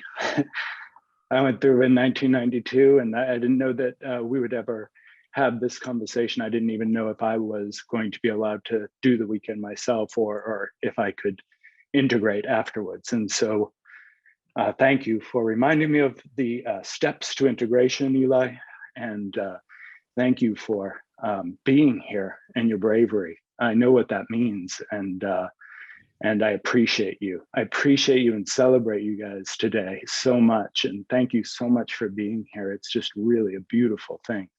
It's historical, and I am grateful for this conversation. That's it. I'm complete.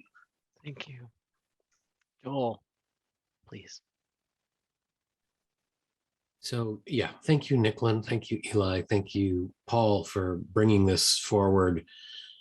My question is, not everyone's here.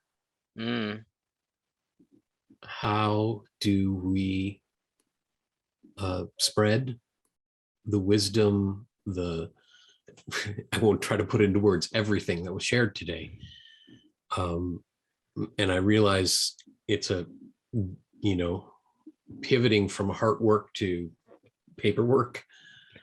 But is there any intention to, Nicklin mentioned something that, little boy's deepest needs, that process doesn't work as written for everyone. Do we need to look at that? Are there other processes, other awarenesses that we should bring in written form? Because that's the way that some of this gets disseminated. Obviously, the best way is what Greg was talking about, is being in relation with people who are different. That's not always going to happen, not always going to happen as quickly as we need it to. So that's my question. I'm in. Thank you. Max, please.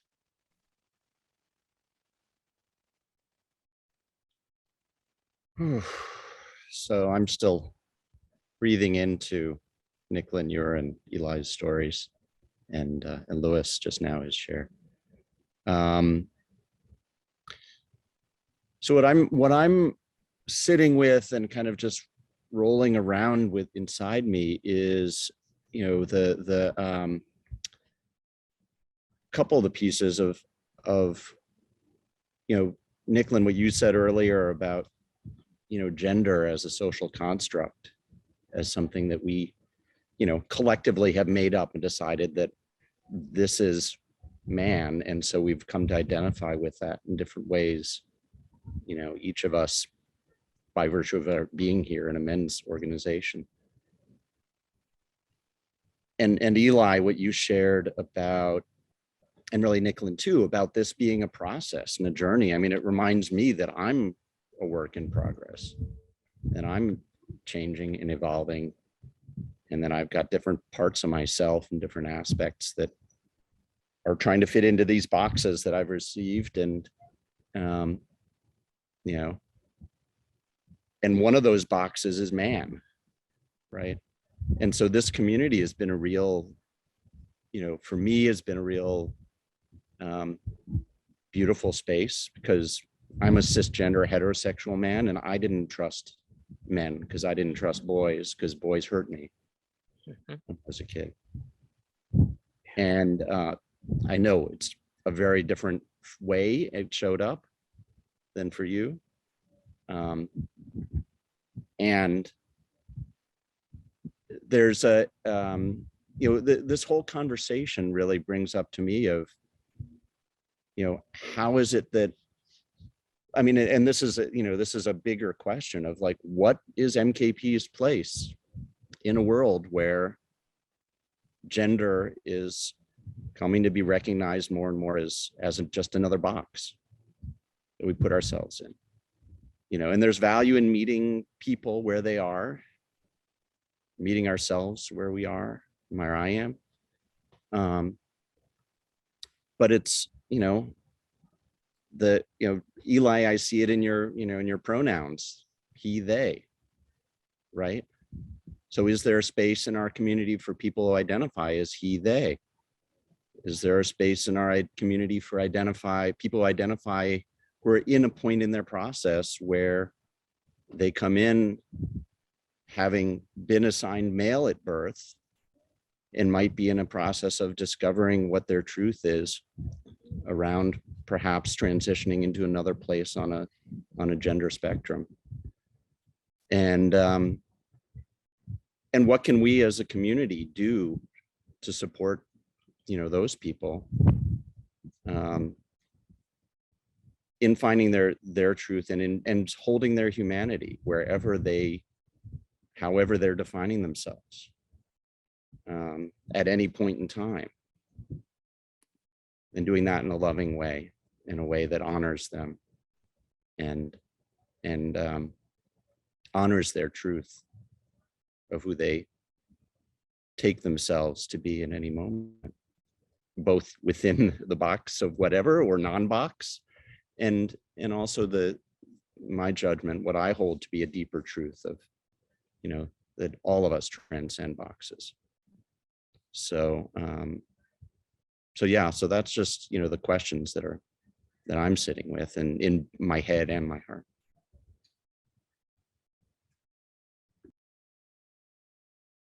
Thank you, Max. Are you complete? Jesse, please. Thank you, Nicklin and Eli. I've actually really been looking forward to this presentation because, I mean, I was involved, you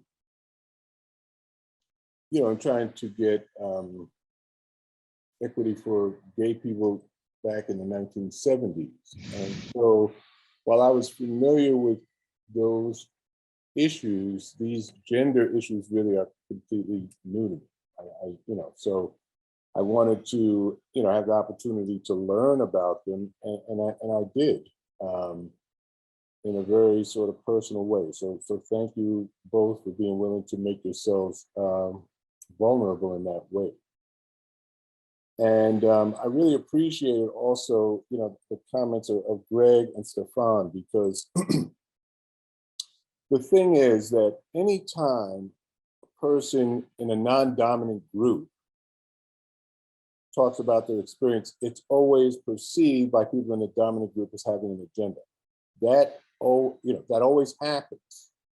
But what that fundamentally represents is a denial of that man's experience, which is antithetical to what we teach in this project. What we teach in this project is to honor each man's experience. So if you start to think that somebody has an agenda because there's different, there are people who have a different experience and they're saying the same thing, you're denying you're literally denying that man's experience. It's pretty simple, actually pretty simple, and it's also very common. And at the same time, each man within that target or non-dominant group is a different man, right? And so then it gets complicated, and there's always subtleties involved, and I think we can all handle it because we all have complications and subtleties in our lives. They may just be different than what other people have in their lives. And thanks again for that amount. Appreciate you, Jesse. Thank you for being here. Thank you for sharing. All right, we've got 3 more minutes. So any burning desires, as we like to say in 12-step?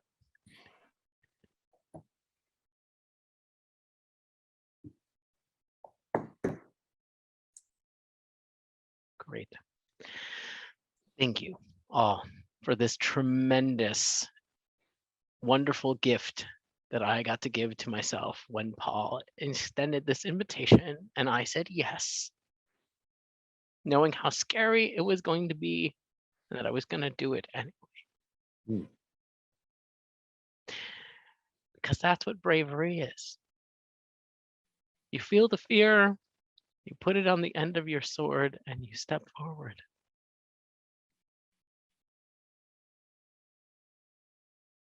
Whether that sword is attached to your body or not. And for some of us, it is not.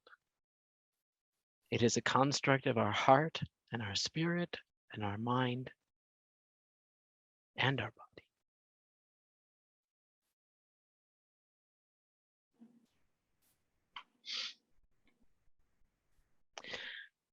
I love you. I appreciate that you can love me in whatever way that you are able to do that. Again, I invite you to be worthy of my love. And if you find that you are afraid or angry or sad or experiencing shame, when I invite you to accept my love, please do your work. Use the tools and the resources that we are so blessed to have. Do your work. Be accountable to yourself. First, last, and always. Because I sit in judgment of no man. I certainly have opinions. I have perspectives, and I do have agendas. They're mine, not yours. I own them, and I recognize that they don't need to be yours. You do have a responsibility. As men, you are entrusted with a great deal of power. Please use it with love to reduce harm in every way that you can.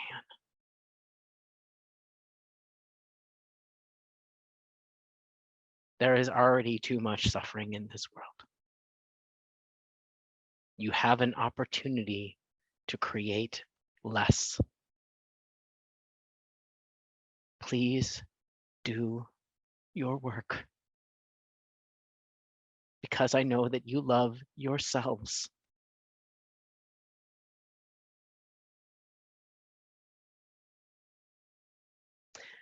In the chat, Eli has put his contact information.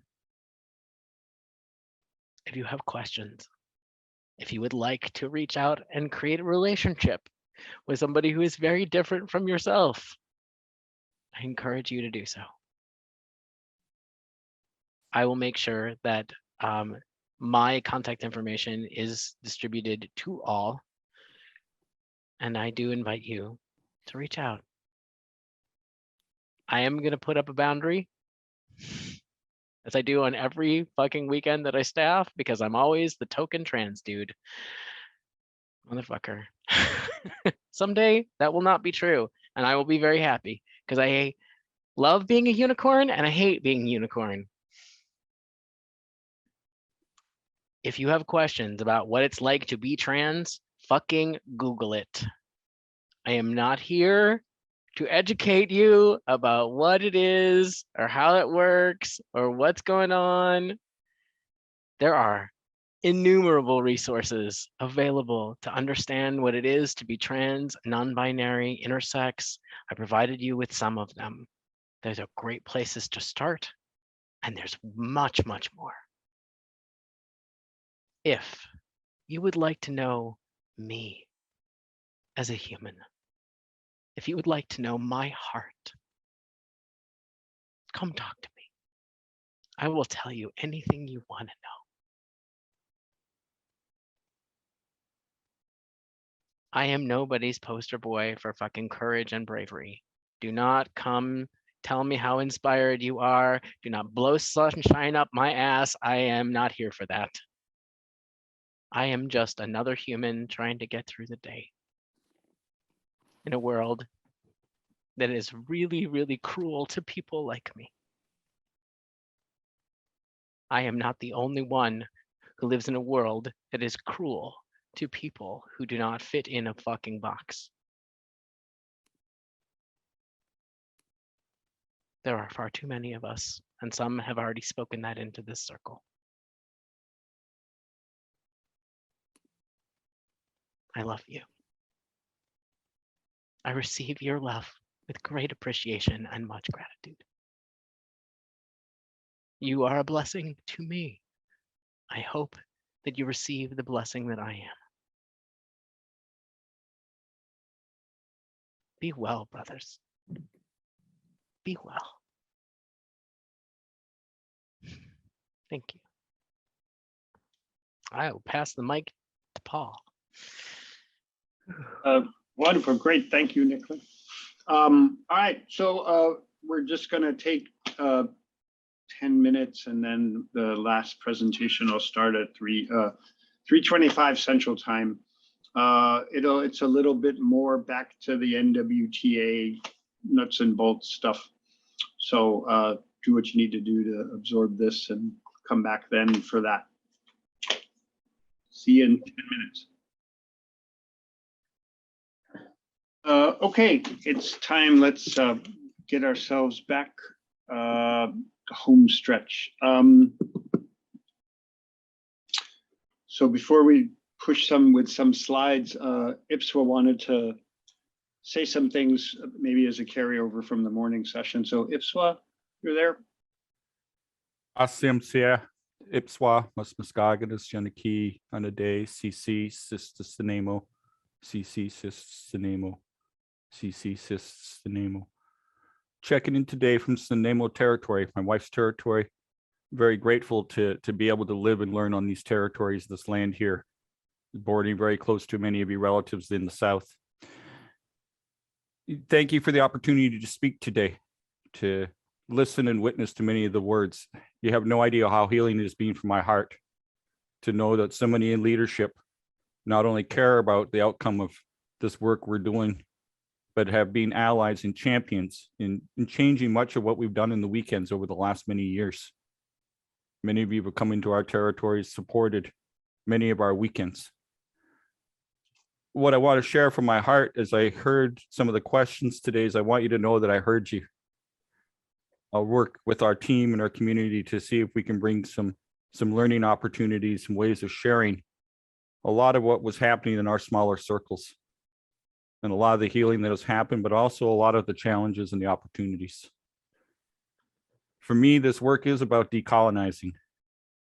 Decolonizing is much of everything we've heard today. How do we move into relationship with each other? How do we move toward embracing the challenges, the opportunities, the differences, the uniqueness that makes each and every one of us special? It's about equality. It's about a way to find a new world that we've craved for, where we can be in connection, when we can be in a relationship, when we can accept that we may not agree, but we're brothers. It's a way of communicating. It's a way of learning and healing. And I'm so glad in my heart to hear so much of what was shared today. So when I hear language like, de-Eurocizing or de-Americizing or whatever, to me, that doesn't sit in my heart well. I think that it's more about celebrating the uniqueness in each region, in each community, in each container that we create. It's more about what are we about than what we're not about.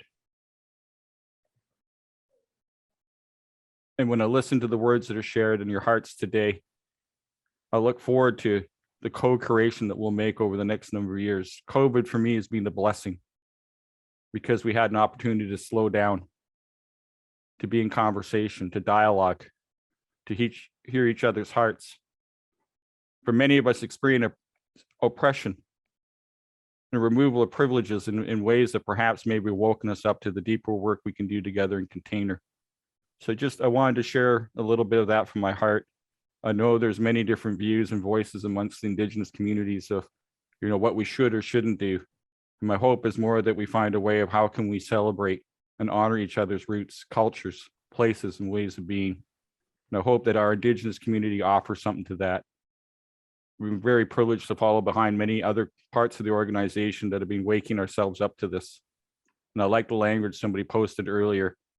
To me, it's like MKP has matured to the next level. We've done a lot of internal work, and now we look towards our communities, to our extended communities. So thank you for hearing my words, and I'm excited to hear what might happen coming into 2022. Oh. Thank you. Thanks. Okay, so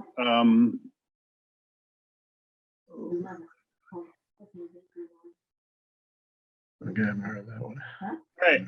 So let me just. All right, so here's just a couple more slides about things. So first things, just as a reminder, NWTAs, if you saw Daryl's note, larger group gatherings are going to start to happen. So be ready. The biggest thing for certified leaders in a lot of this process now, I'm speaking more to the weekend leaders, just to be aware. So if there's some sense of differentiation or exclusion, I'm aware of that. But that's what we're needing to use this time for, to get some of those weekend leaders ready. People who are co-leader candidates, you also need to get ready too. So this is what the next hour and a half is going to be. Some of the practical pieces is really pay attention to what gets posted on MKP Connect. If you look there right now, there's a statement around cultural appropriation, but there's also a statement that gets updated around response to COVID, to the health situation. The latest is a significant change from how we were thinking about what we would do with weekends, so it may still keep evolving. One of the things that I'm highlighting here is areas are going to make determinations about vaccinated only weekends or not. And as leaders, you have to decide, it's okay, you should feel encouraged if an area approaches you to ask what the decision of that area is.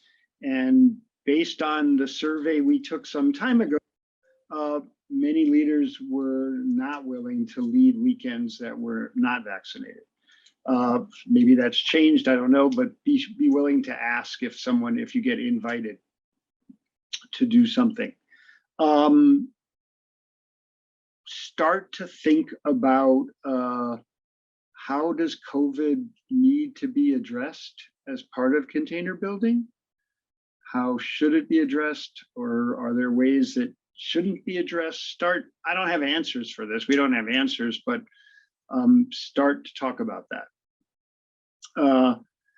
Particularly leaders on the first staff meetings, which are likely going to be more virtual. You're going to need to start addressing some of these changes once we get the final go ahead from the board and we start putting out the processes. You're going to be the ones likely to start introducing the shift that's happening. So start now to think about, do you need men to clear about this? Is that even appropriate? Versus, do men need to just express feelings about it? This morning maybe was a good model where we heard people's comments, but at the same time, you know, the train was moving. And similar to kind of what Phil said earlier, in my opinion, yes, there's elements that this was Eurocentric. And I think sometimes, in my view, what's just missing is it's okay to just say yes. I know that there was part of that happening here, and that shouldn't derail us. It's having awareness. So be mindful. Start now to think about, how are you going to deliver these things? How are you in your communities with your staff going out there? How much time do you want to allow for people to talk about, for example, the request that animal names not be used after, you know, Friday afternoon meetings? How do you want to handle the comment like, I like how we used to do it? Because those comments will start to come. Be mindful of that. So I'm not saying that I have an answer to that, but be aware that you're going to be the first ones probably to have to start shifting the culture of the organization that's got a 35 years plus force behind it. So you're going to have to start addressing some changes. One of the other things to be mindful, so some of these things we talked about at the end of the slide, that yes, we're going to ask for some different information on the weekend report. Maybe we also need to be mindful that maybe people need a few more days to get that information into us. So it's not the Sunday being pulled away from the feast to write something just to get it done.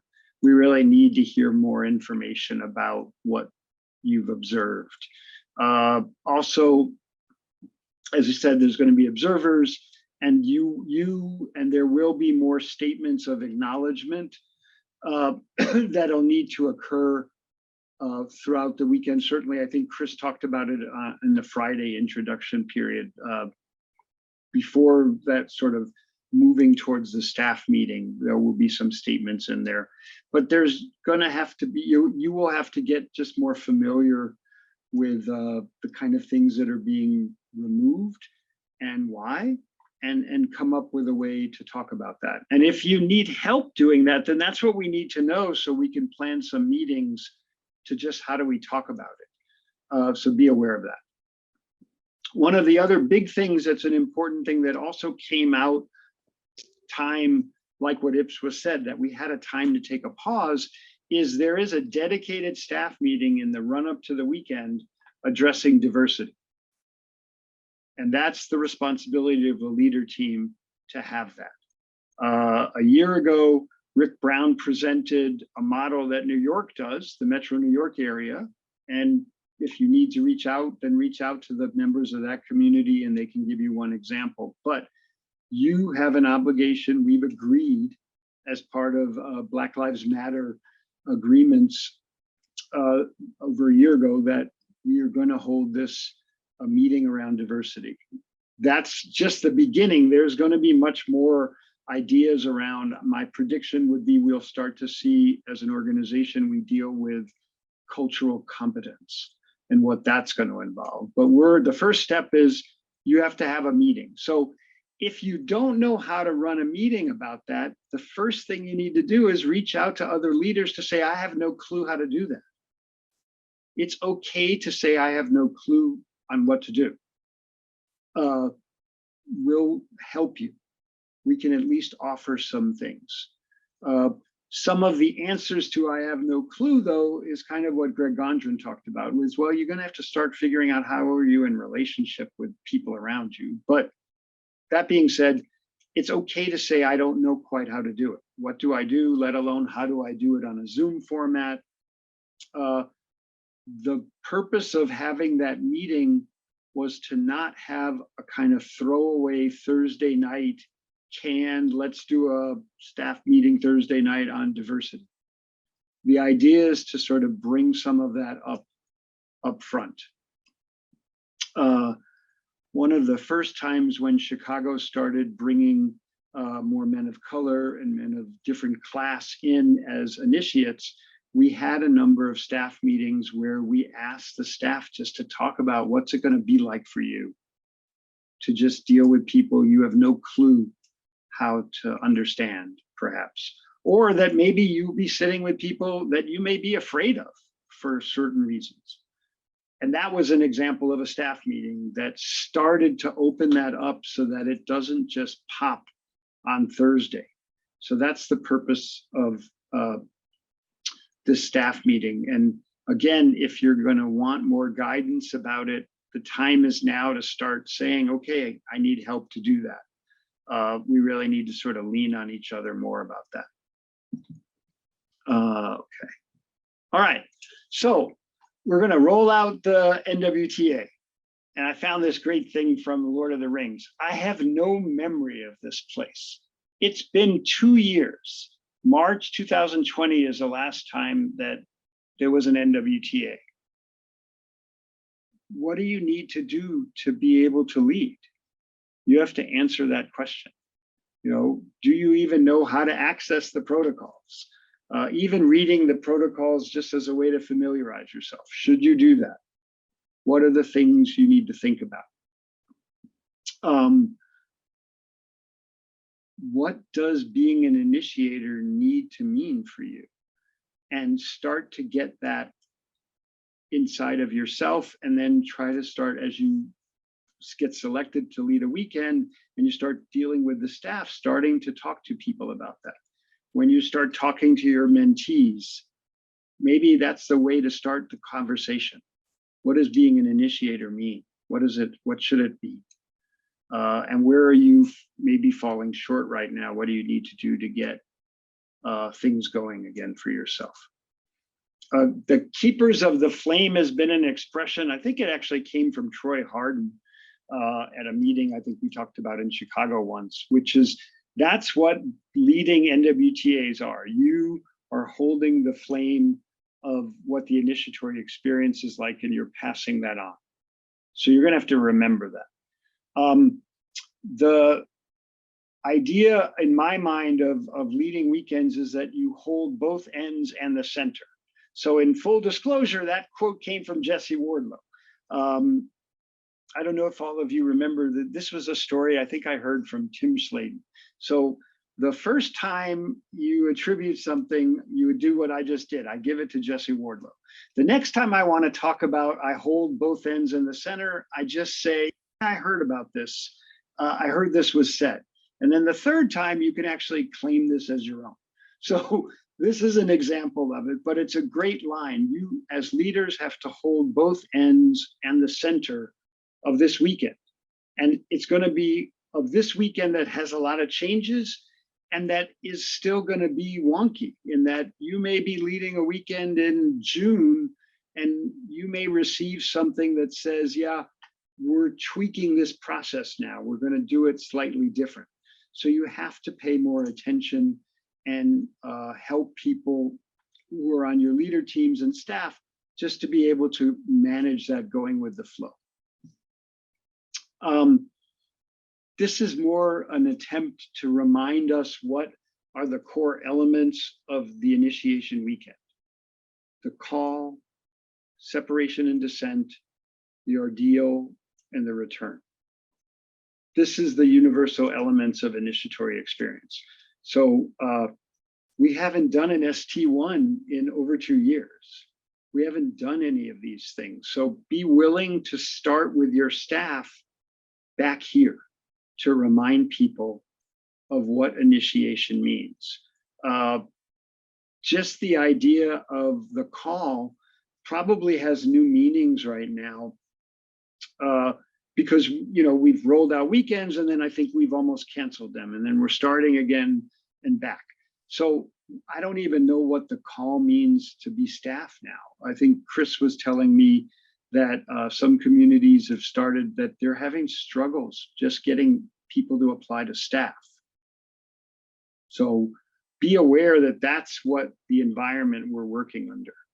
And just, again, familiarize yourself with these are the elements of initiation. And this is the part that you have to kind of teach people.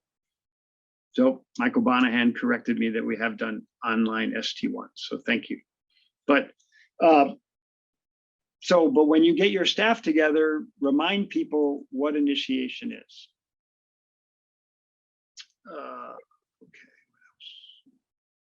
Yeah. So these are some examples I think we were thinking of when we were talking. I shared this with the board about just being aware of all the little pieces that we have to come together. So staff selection, you may or may not historically have been involved in that. Maybe you need to get more involved.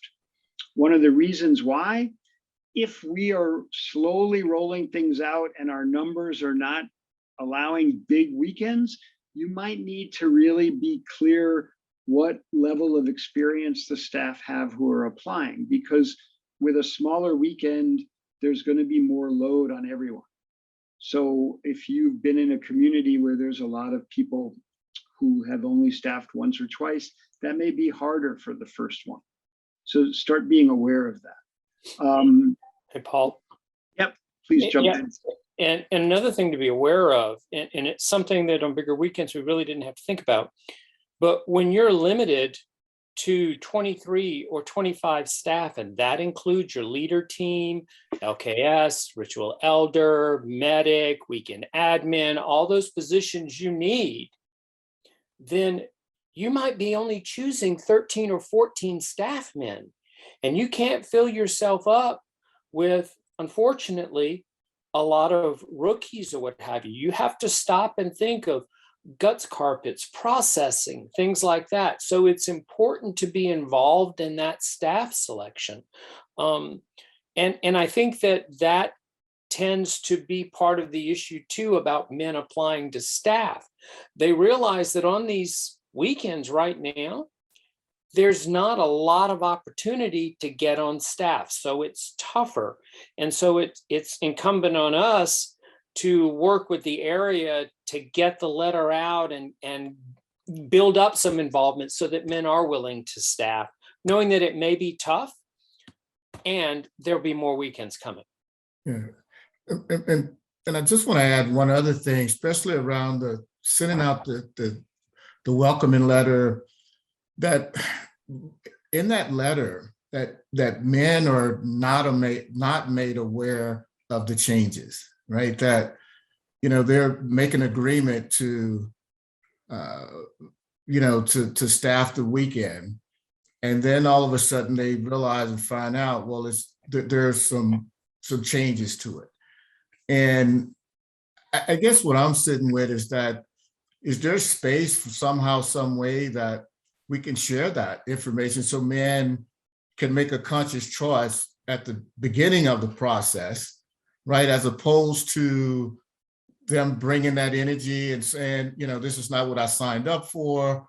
I didn't know all of this was going on. I'm just, thinking ahead and saying how the potential of how that could show up.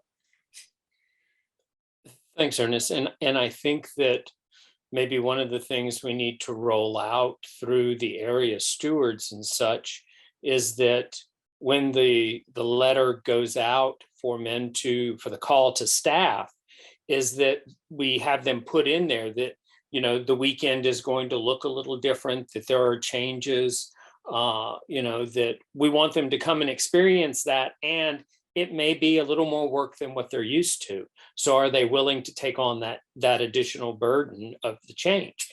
I think if we do it from that perspective so that men know before they even apply, they get notice of it. Thank you, Chris. Yeah, thanks, Ernest. So yeah, be more involved with staff. And also, if you are going to be involved with staff selection, something that some of you may or may not have paid attention to, then be attentive around diversity and difference and how we're going to assemble that. Enrollment, you know, I think, you know, the organization has had a lot of online activities and a lot of people have been doing things online. To what degree all of those men are also going to want to sign up for weekends, I don't know. So in being more involved with enrollment locally is going to be more important than ever. One of the things that we're doing to get ourselves ramped up is there's no expectation that you have to have a leader from outside the area. So the leaders are going to be local, or more than likely can be local, but you need to be more involved in enrollment perhaps than we ever have been. And I don't know yet what that's going to start looking like until we start sort of having more face-to-face interactions and things like that. But just be aware you have to get more involved with that. Introducing and monitoring changes is something similar to what I think Ernest just talked about. And it's a great idea that the more we can prepare people that if you sign up to staff, you're going to be leading an NWTA that may not look what you're used to, the better. So that might be really important. You are going to need to keep yourself really more abreast with the safety protocols and any of the things that are coming from the organization around modifications as a result of COVID. This is still pretty fluid and changing, but I think right before the meeting, I was looking at something that certain people who are going through the weekend, say, for example, a vaccinated only weekend, still may have a medical recommendation in the reviewing of their forms that they wear masks for whatever reason. So be aware that there may be that type of thing. Masks still may be available. Be aware, how do you want to handle in a container if some people want to wear a mask and others don't? What are ways you are going to have to sort of work with that? In the early stages, when we were thinking about doing weekends with some more mitigation, one of the things that I thought was actually a good idea was really being conscious to separate eating with staff meetings. And I know that almost all weekends that goes by the wayside and we wind up scrunching them, but we might need to be a little bit more conscious about that if we are going to pay attention to some distancing and space, and maybe there is more ways to address that. George? I saw your hand raised. Yeah, Paul, two things. Just want some clarity. The observers then are going to count against the staff size? No. Chris? No. Okay, that's good. Second thing is that you mentioned the issue of meals. You know, back in the old days, I remember the first 4 trainings, I was the food coordinator. Anybody remember that? That was prior to MOS. So just be mindful that in the way we're going to be organizing our staffs, we're going to have to accommodate how we handle nutrition and cleanup on a weekend, different load. Well, yes. And you have 2 options. You can have up to 10 men as your MOS team. It's a separate circle and they don't combine, it's kept separately. So you can have 10 men as MOS, or you can choose to set it up the way we used to do it, like you're talking about, have a food coordinator, assign staff men to meals and cleanup and what have you. We may think that that's a lot. However, with a short staff, not every man is going to be able to be in every process. So you're going to have probably fewer men in each of the processes. So there will be staff men who say, you're not going to have a lot of guys in or staff in, say, I know I'm a man, or maybe not everybody is going to be there for Wild Man. It may only be a few men. So there are times where men will be able to do something else on the weekend when they're not in process for the staff. So that's 2 different options. I can't see who the people who raised hands, but it just said that there's 2 hand raised. So George's hand is still up and Martin Marks just raised his hand. okay, Martin. Yeah, thanks, Paul and Chris. I'm a little confused in that my understanding when I was getting ready to lead last September, a weekend, that in the state of California, if the COVID rule and MKP's rule is a 40-person event, you count everybody as part of the event. And there wasn't a separation of observers or of MOS. They're all counted along with participants to have a certain limitation. You don't get to have 2 separate containers and 2 separate groups of 40 men. So I'm a little confused by But what I guess so, Martin, the reality that is that the organization and all of us are going to have to take things state by state. So absolutely Chris's answer is yes, in a perfect world, we're going to keep these numbers separate. The number of observers, the number of staff, the number of participants, and the number of MOS. That's a perfect world. We'll have to follow state by state. And that's what we rely on Keith and people at USA sort of help guide us. So we'll have to sort of make that adjustment about that. Okay, because we live in a COVID world, not a perfect world. Yeah, right now. So yeah. So I we would- have to. Yeah, I would think that Keith and them in operations and events, if they're going to give you a go and the number of men, they're going to do it based on what you can do between USA and the state or the location of where the weekend is going to be. So what I was giving to George is based on overall restrictions from MKP USA. Sure. If upstate New York has other restrictions on top of that, then yeah, he may be having to juggle things. Yeah, thank you. George, did you still want to say some more, Faison, or no? No, I'm good. Hand Okay. down. Oh, shoot, I was going to say something. Oh, yeah. So about safety protocols and COVID things, a couple months ago, we had the same conversation. So MKP does not do medical. We don't administer medical or anything like that. So there is not going to be this testing on site. I think that was something I even read just on Connect. But as leaders, you're going to have to figure out right now how we're handling. How do we handle that? I know that we had some meetings some months ago where we talked about, well, what if, do you want to sort of encourage all the staff right before Thursday that they test themselves? That can be done, I think, sort of outside of the organizational piece, that maybe that's what you do want to tell staff people to do. So there may be people who unfortunately suddenly you're expecting and they test positive. I think the idea right now is we're in some new phase right now on what life is going to look like, and we'll have to be flexible about that. If, for example, someone develops on the weekend some symptoms that appear very similar to what we understand of what COVID might look like, then in all likelihood, they need to leave. But I think I remember Richard Torres talking to people that the idea would be to encourage them on the way when they get out, that they find a way to get a test and that they get messaging to us so that we know if we need to be aware of the implications of that. So even though we're going to have weekends and we're, more and more areas of the country are reducing all the restrictions, we still have to be ready at a moment's notice. I think the reality of what living with COVID as a society is going to mean is that we are going to have to sort of make adjustments moment to moment when we hear about those things. Francis? Did you have your hand raised?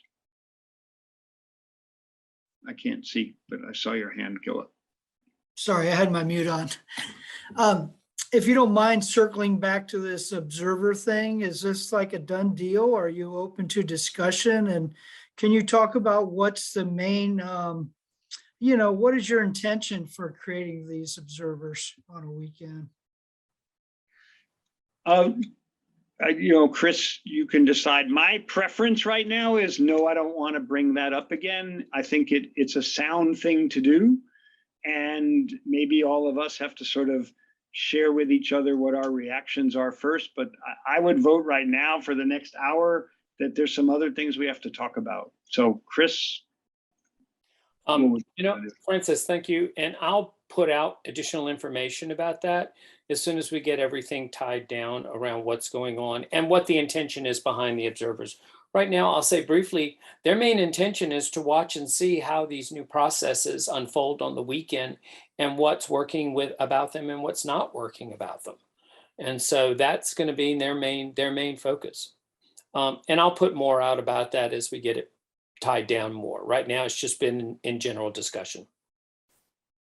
I guess we'll take it up on talk. Is that what you want to do then? If we're not going to talk about it today? Not any more than what we already have. I'll probably put an email out with specifics and ask for men who are maybe interested in being in that process from the leader body. Yeah, I mean, I think the only piece I would say, Francis, is that I can tell you what it won't involve. It has nothing to do with anything I do on a weekend coming back to haunt me when my research or anything like that. It is truly addressing, let's take a look at how these things are being rolled out. And I think we're going to be asking a lot of the leader teams to just be present in way more of the processes than we may be used to. So I hope it'll come to be seen as it can be a relief that some other people are just watching those things. So, but yeah, we'll keep bringing it up. So, okay. You may need to be more aware that there may be more need for meetings, pre-meetings coming up to this. It's short run. I mean, if there's I'm not sure which areas are slated to run weekends, but the door's going to open pretty quickly and things are going to be happening, and you may need to have sort of more meetings with your leader team, more meetings in smaller groups. You should, by now, all leaders should be starting to connect with mentees again and making sure they're keeping up to date with things. We'll post as much as we can about what the changes are once we get the approval, and then it's on you all to sort of encourage the mentees to keep going about that. Some of the other practical pieces is just reminders that all the USA forms, all the medical things, everything that we used to do has probably it has expired because it's been over 2 years. So every one of us are going to have to redo readiness forms. We're going to have to remind ourselves about what the readiness form does. The fact that if in a couple of years ago, we talked about leaders should, if you're comfortable, get with Keith and get permission by signing the privacy statement so that you can actually access some of the raw data, so that if you are leading a weekend, you're not just getting a printout about who's been cleared on the readiness form, but you have ability to look at the answers on the readiness form, so that if you have questions about people who sign things on the weekend, for example, issues around trauma and things like that, you can do that. But in order to do that, you have to actually go through Keith and sign up this privacy waiver to be able to access those things. So now's the time to start, again, getting yourself remembering all of those things. If any of you have led weekends and have not done that, or don't have that access, I would invite you to be able to do that. It really does afford a level of some confidence that you, in conjunction with the readiness people medical people who are looking at it at USA, get a sense of who's coming on a weekend. The P&R ceremony is still being negotiated or so, but to the degree that there may be a traditional P&R ceremony the way we're used to, it's an open question to you. How many of you have seen the protocol? How many of you know that you don't find the protocol on MKP Connect? How many of you know how to access that? IPSWA? Oh, sorry, I thought you were taking a poll. I was raising my hand. Okay, good. Thank you. So if your answer is, oh, I don't know how to access that, then say it now or send a note to one of us and we'll give you the information on how to do it. There is a protocol and you have to go through people who are lead men or LKS to find a way to obtain that. So I would encourage all of you to do that. And I'll say I had a conversation earlier with Matt Dirksen and Raymond Dessonnier. And Matt actually encourages men to contact him, and especially co-leaders. Most leaders may already have a copy, but he encourages co-leaders to contact him or LKS about getting a copy of the P&R ceremony process. And if I may add, the history of it. Yeah, right, exactly. And the other piece around that, if again, assuming I'm operating from the premise that this is going to exist, be willing to be present around the lodge ceremony and be aware of that. One of the things a year ago that prompted some of this was the recognition when we heard the presentation that some of the reactions Indigenous men were having about things that were being seen there, if leaders maybe had seen, we might have been able to say, yeah, you need to take that head off the stones. You can't have all that symbolism or so that was present. So to what degree we haven't paid attention to the lodge is an important acknowledgement, and you're going to need to pay more attention to it. Okay, let's see. Sorry. All right. So this is really more an open question for the rest of the time that I'd like to sort of hear more from people. So, you know, what's been the impact on the past 2 years for men who are going to want to do a weekend? You have to pay attention to the context of what's happened to all of us over the past 2 years. And what has that context done to how we understand sort of staff meetings, how we understand coming together as a container, all of that. And I guess the message I would say, and open to hearing from people, it isn't about, okay, the switch has been flipped, now we're just going to go back and lead weekends like we used to. I don't think the weekends that we're going to lead, that we lead in the next couple months are going to look anything like the ones from before. And it's not just going to be because we're doing different processes. It's because we as men have been in this country and in the world, but we've been transformed by what we've had to deal with, from how close people want to connect to wearing masks to not wearing masks. How do you want to deal with just the level of differences people have about opinions of life? That has been some of the biggest things I think that have happened over the past 2 years, I would say. That our whole sense of accountability and agreements and integrity is maybe very different. People, for example, who have forged vaccination cards. What does that say about accountability and integrity and things like that? What does that say? That's all the mix that's coming. That's all the mix that's coming. Just this idea of alternative facts. I'm not describing and talking about politics. I'm just saying that's the people. You're going to have people in a container where people think very differently. We have the past 2 years, I think we've been the most divisive from each other. And we're going to try to come together and be aware of that. I don't have an answer to that. And I think the idea, if we need to have meetings to talk more about that, then we're going to need to do that. But I would invite us to start thinking now about that. What's at risk? Just doing the notion of what's at risk as a concept has very different meanings now. what's at risk for holding weekends like this? What's at risk for holding just the weekend right now in this living with COVID world? Anybody have comments or reactions to that?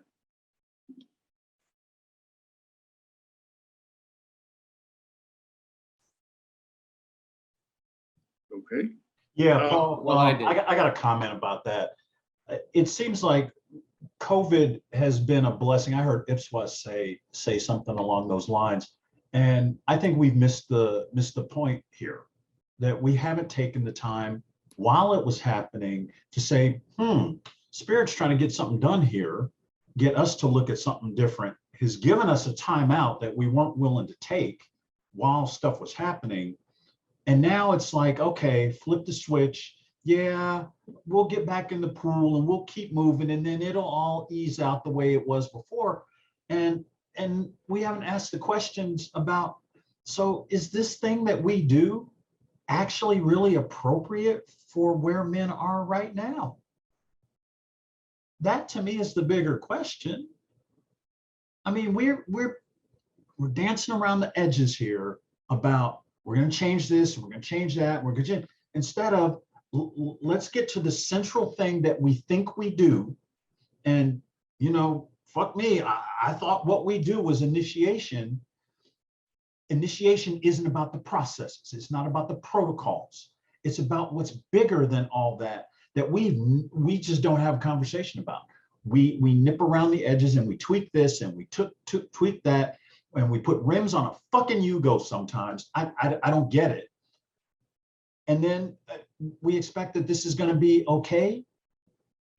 My question would be, are we moving a little fast here doing weekends? Really? Because we can?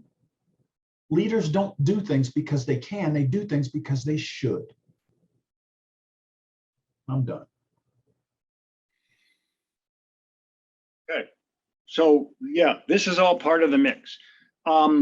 This slide where I'm really talking about was, I have been pretty vocal with how I've been dealing with things and the impact for COVID over the past couple of years in terms of grief.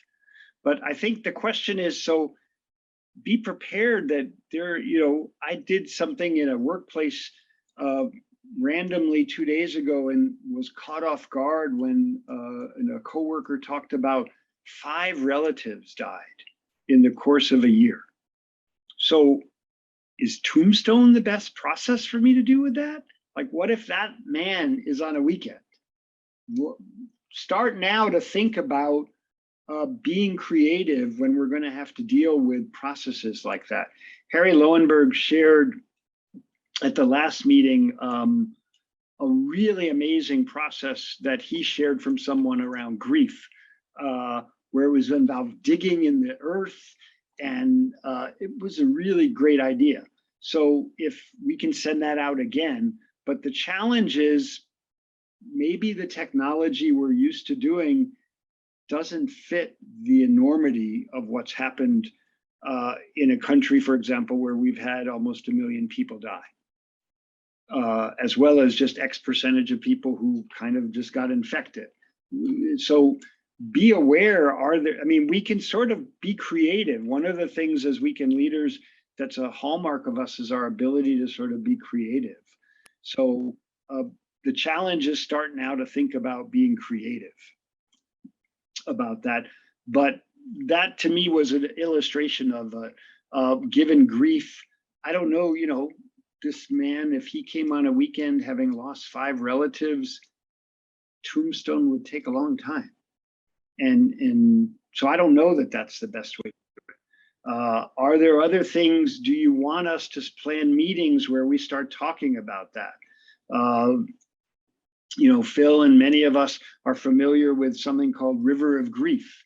And is that a process we should start talking to each other about as a way to sort of help address these things? So I think regardless of what you want to answer to Phil's comment, the idea of us just doing weekends and saying, okay, yeah, we're going to do gauntlets, we're going to do birth canals in this climate, maybe not. But we need to start thinking, how else can we get at of the bioenergetics, but also what do people need to move through this experience? One of the other things that may be more somewhat unpopular is, is it time, do we need to address the divisiveness in our culture? How is that going to show up on a weekend? How is that going to show up on a weekend? If you do a weekend where it is not vaccinated only, how are you prepared to show up with that? How are you prepared as leader team to deal with that divisiveness? Is clearings the way to go about that? Or do we need to start thinking about how do we address that? How do we address that? So I don't have answers. It's really more planting the seeds of the questions. Any comments?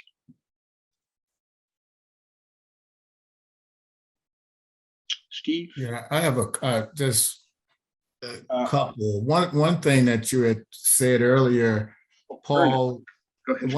One thing that you had said earlier about the Thursday meeting, it's that you don't want to do a diversity piece because that's kind of a throwaway, it's a throwaway Thursday meeting. And I've never looked at it in that perspective, that it was a throwaway meeting to have a diversity meeting.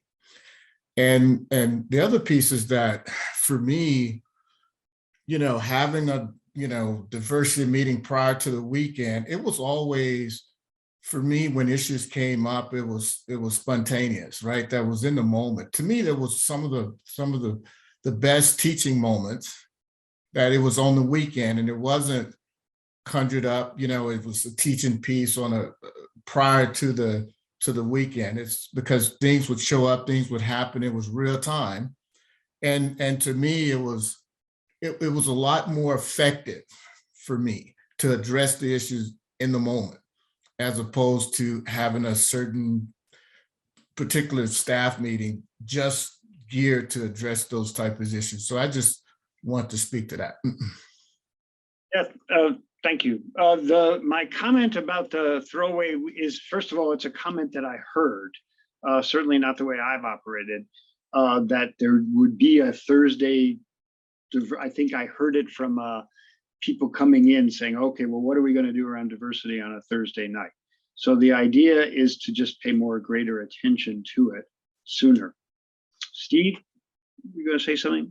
Yeah, I was just going to speak a little, speaking of context, I want to speak a little bit about the context of this particular segment of today, which essentially really is the way we had languaged it in our meeting, was about asking you men, what do we need? So I appreciate and respect the notion of like, we're not ready, or we need this, we need that. But I feel like bring an actual proposal about, I need blank. I would like to have more Zoom meetings. I would like to have blah, blah, blah. I would like to have a booklet of processes. I would like to have discussions. Like the concrete specifics about what you feel like you need to get up to speed around an NWTA, that's what this session is for. It's not just throwing darts. It's not just, I think this, and now I'm out. It's, here's what I really need so that we can help build the things that you really need so that we can do this in a good way. So yeah, thank you, Steve. So yes, the slides I'm said there about be mindful of the divisiveness. How do we want to bring that up? We have asked in multiple Zoom meetings, tell us what you need. And now maybe because the weekend we're so far away that we didn't think about it, we hadn't heard from anyone. We haven't heard from anyone about it. So the time's now. Many men who may sign up will have done a number of the other online trainings, and be aware they may be using a language we don't know. So if any of you have any brainstorm things off the cuff right now, we're happy to hear some things, if there's some things that you're sitting with. So that's how we want to spend the next little bit. What comments do you have? Yeah, I've got one. I'm Ruel Zach, Elder Chair for MKP USA. A couple of things that hit me is that in our I group, when men talk about vaccines or not vaccines, and they do it in a way that puts down others that don't believe the way they are, it divides the group. I'm sorry my camera isn't working right now. But it divides the group, and some men were going to leave our circle because of it. And I could see guys leaving the weekend because of that if they hear this, this kind of condemnation of whatever side you're on that. So that's one thing that we just decided as a group we're going to love each other no matter what. We're the guys that were doing that took ownership of it and said, hey, we're not going to talk this way anymore. And we appreciate the other men, our brothers that are there in the circle enough that we're going to drop our political views on those subjects. That's one thing. The other thing I wanted to say is we've had men for over 2.5 years in my I group that we're holding mini pit trainings. We're holding all kinds of things for these guys. Some of them are going to come in and know what accountability is really well. And I'm wondering, are they going to get something out of the weekend as much out of the weekend if you treat them like guys that haven't learned accountability, clearings, lots of things that they've been learning sitting as brothers for 2.5 years. So that's some of the things you're going to have. It's guys that are brand new to the work, but guys that have also been in it for 2.5 years. So just wanted to say those things. Yeah, I think, Raul, the only thing I can say back for you to bring back to elders and things is remember that the weekends are occurring as an initiatory experience. So part of dissent involves the accountability in a way that is likely very different than what has been occurred in small groups on Zoom. It's very different to do accountability where I'm looking on a screen versus when there's a man elevated and people walking around. Well, So we've been meeting around a fire for at least 1.5 years. So we have been meeting in person. Okay, I'm just saying that what we're talking about is bringing back the whole initiation experience. Sure. So yeah, I get that. I've done it. That's great. That's great. We all know that as much as I know the language of accountability, I'm still not accountable and out of integrity in my life all the time. Right. So that's just will be fun to do. Sure. Sure. D? Yeah, thanks for the question you asked. Let's get specific about what we need, what we as certified men need. I did a quick inventory on this call. There's 24 active full leaders, 16 are on this call. So there's going to be some full leaders, and I didn't do an inventory on the co-leaders, but there's going to be a lot of certified guys that are not up to speed just from everything that this wonderful, valuable information we got today. But to be specific, one of the needs will be the CLC situation where before we weren't, we got to that point, we weren't letting CLCs do certified processes. And what I'm hearing in this call, there's going to be more processes that are going to require certified men to be in the room, like the whatever it was called, where we replaced the animal names, the inquiry within to find your ally. So to be more specific, can we revise what CLCs are going to be permitted to do on the weekend? And again, under real direct and close supervision from a certified man. Well, so I think that I have two reactions. So one, I get to give you my personal opinion as I leave, and then the board's going to have to make the decision. So my personal opinion is, and D, I'm just going to be more emphatic. This is the kind of shit I don't understand. You guys are meant to lead the fucking weekends. You guys went and did certification. Why am I immediately going to have to train and teach and do some other things? You men are the stars. You men are the gifts. You are the men that are going to have to pull this shit out for the first few weekends. So, okay, yeah, eventually CLCs will be able to lead this stuff. But no, in my view, no. I think you guys are the gold. You are the ones. You are the ones. That's like, I don't know how else to say that. And particularly the next few months, I personally don't want to lead until December. because I want to see how the world shakes out. And so, yes, Dee, it's a great point. And yes, of course, I think the board will decide some things, but sorry, I need to be more emphatic about that. But Chris, what do you think? And let me correct that a little bit, maybe and it's not so much about spreading the workload right now. It's more about what I'm seeing as the changing of the mantle of leaders and certified leaders and CLCs. I think just the aging of our group over the last, historically, but over the last 2 years, and then with all these changes, I still predict that there's going to be a lot of men that are not going to re-up or recertify. And we've been asking the CLCs to wait. We certified guys, we keep giving ourselves a pass. Well, we'll go another 6 months or we'll go another year without having to set to get recertified. But in the meantime, the CLC guys, the real hungry guys, we keep saying, no, wait. There's nothing you can do. We're not going to do anything. So there's going to be a time that we're going to need more certifications or something to happen once we get back to face-to-face stuff. So I'm just saying a preparation to when that time comes, we're going to have to move some of these CLCs and get them moving up quicker to fill the void, especially with what I'm hearing and what we saw in the chat list just now. How many men are waiting to sign up to do a weekend? And so data-wise, only 4 leaders didn't pay their dues.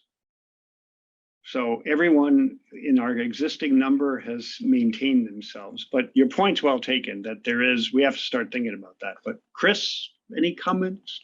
Sorry for going off. Thanks, Dee. Yeah, and I agree that we're going to have to look at that because no one's been doing anything around recertifications and such. And really, quite honestly, a lot of that goes to how many local leader bodies have been meeting over the past 2 years. How many of them have been pulling in their LITs and CLCs and having meetings with them and seeing, are they participating in their community or creating change or creating online training? Some have, and some haven't been doing anything for 2 years. So I'm really leery about fast tracking some guys until they get some weekends back under their belts and they start sitting for hot seats and recertifications, and some of that may even affect some of us as certified men who may or may not have been active over the last 2 years. And so I think it's something that we're all going to have to look at and take that into consideration once we start moving. I think it's a great point, and we're going to have to look at that. Martin? Thank you, Paul and Chris. Going back to, Paul, your initial question about, what are some of the issues, some of the questions that haven't been brought up to date that, come on, let's bring them up. For me, and it's congruent with the earlier presentations, is we are, in my judgment, and I'm experiencing a lot more younger men, whatever that means, 20, 30, 40 something, who are deeply involved in the concept of gender fluidity, not the binary male, female, but a whole spectrum of gender.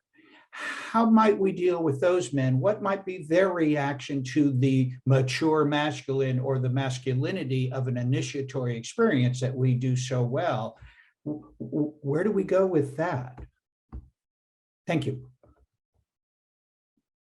Any other comments or questions about things you need? I think, Martin, and I'm not involved, I think there are other men involved. There are conversations going on now, certainly between, from an institutional level, from MKP USA members, as well as certified leaders and members, transgender MKP members, members who identify as non-binary, and they are in some conversations about what does that look like going forward?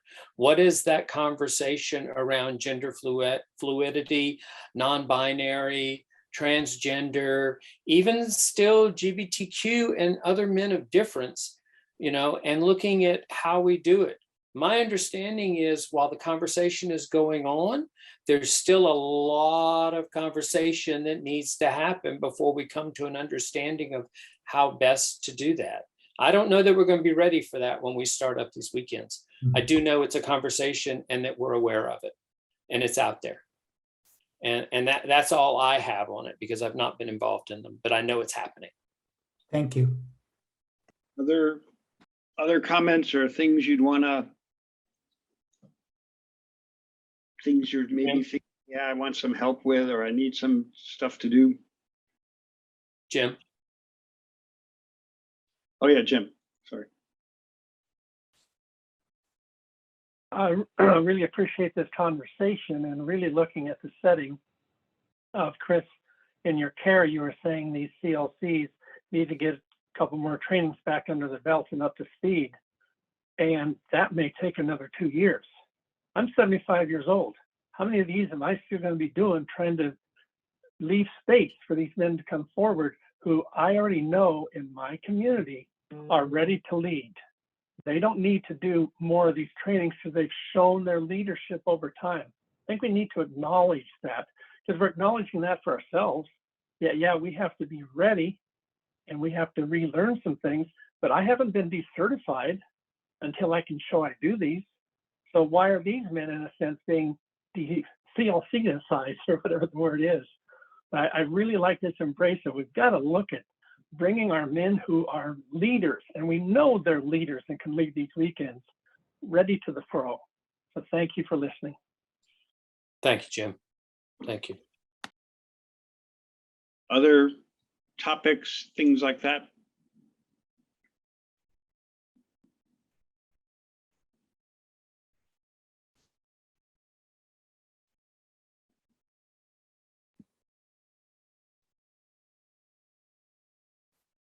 So Paul, I want to go back and just briefly, I want to add something to my conversation with Francis and Martin about the observers. So there has been conversations about having an observer on the weekends, not only in our process circle in talking about the putting together the processes, also in that larger cultural appropriations meeting, and also with MKP USA on an institutional level. Now, I have heard from a number of you that, you want to see a better working relationship between us and MKP USA.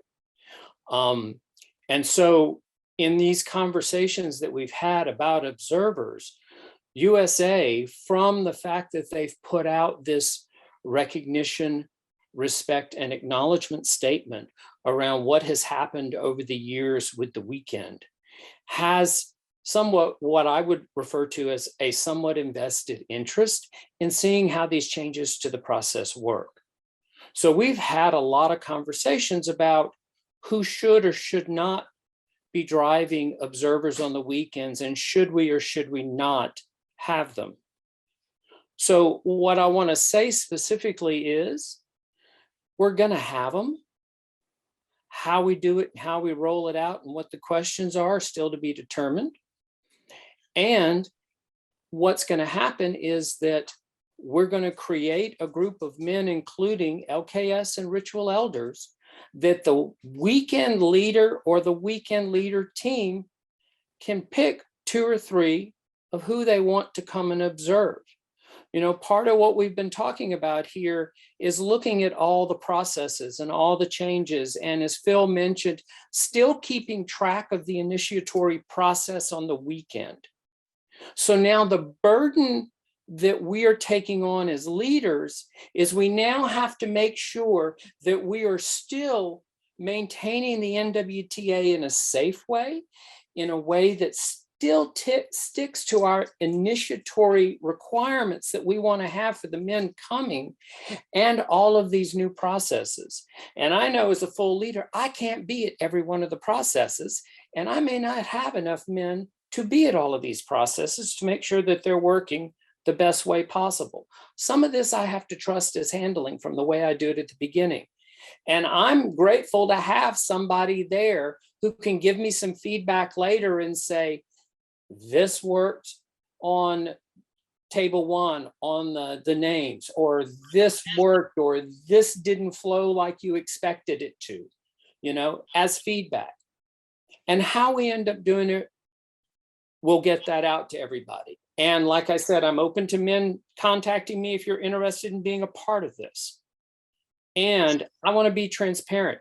It's going to happen for the near future as we roll this stuff out. And we'll let you know the specifics of how it's going to look.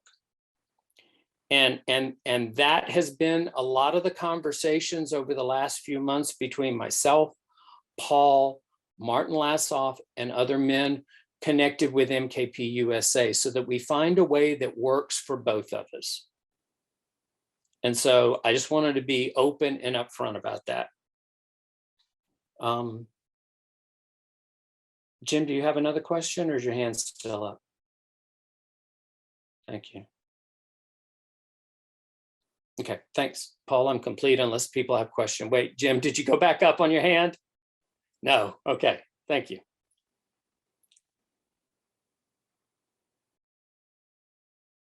Any other comments or pieces? I really want to kind of reiterate what Steve Harper talked about, is that maybe now after this meeting, which we will get this information out, we can generate the idea of, okay, what do people need? What do people need? It's, you know, when COVID first started and I was doing a lot of presentations, one of the things I kept telling people, sounded so corny, is it's okay not to feel okay. So I guess I'd say the same thing as leaders. It's okay not to feel like I know what I'm going to handle when I lead a weekend. And the only solution is we've got to lean in on each other to talk about that. So if it's not now, be prepared that I think that's what the board incoming is going to want to get help with, to hear about that. So other questions or comments? Yeah, Paul, I just want to say thank you for for holding the space and everything that you've done to move this forward. And I know it's a team, the board, and Chris and Steve and John, just all the team. And I know it was a lot of other men too invested in it, and has spent countless hours, just a Herculean effort to get us to this place. And I know sometimes, at least that's my own belief, because I've sat on the board, that sometimes there's a lot of arrows and the things that come with it. But I just want you to know, and the board to know, and the men who were involved with moving this process forward, how grateful I am, and thank you for the work that you've done up to this point. Yeah, thanks. Take that in, Paul. Yeah. Thanks for not giving me a blanket. So, but yeah, thank you. No, we're just going to tickle you the next time we see you. Yeah.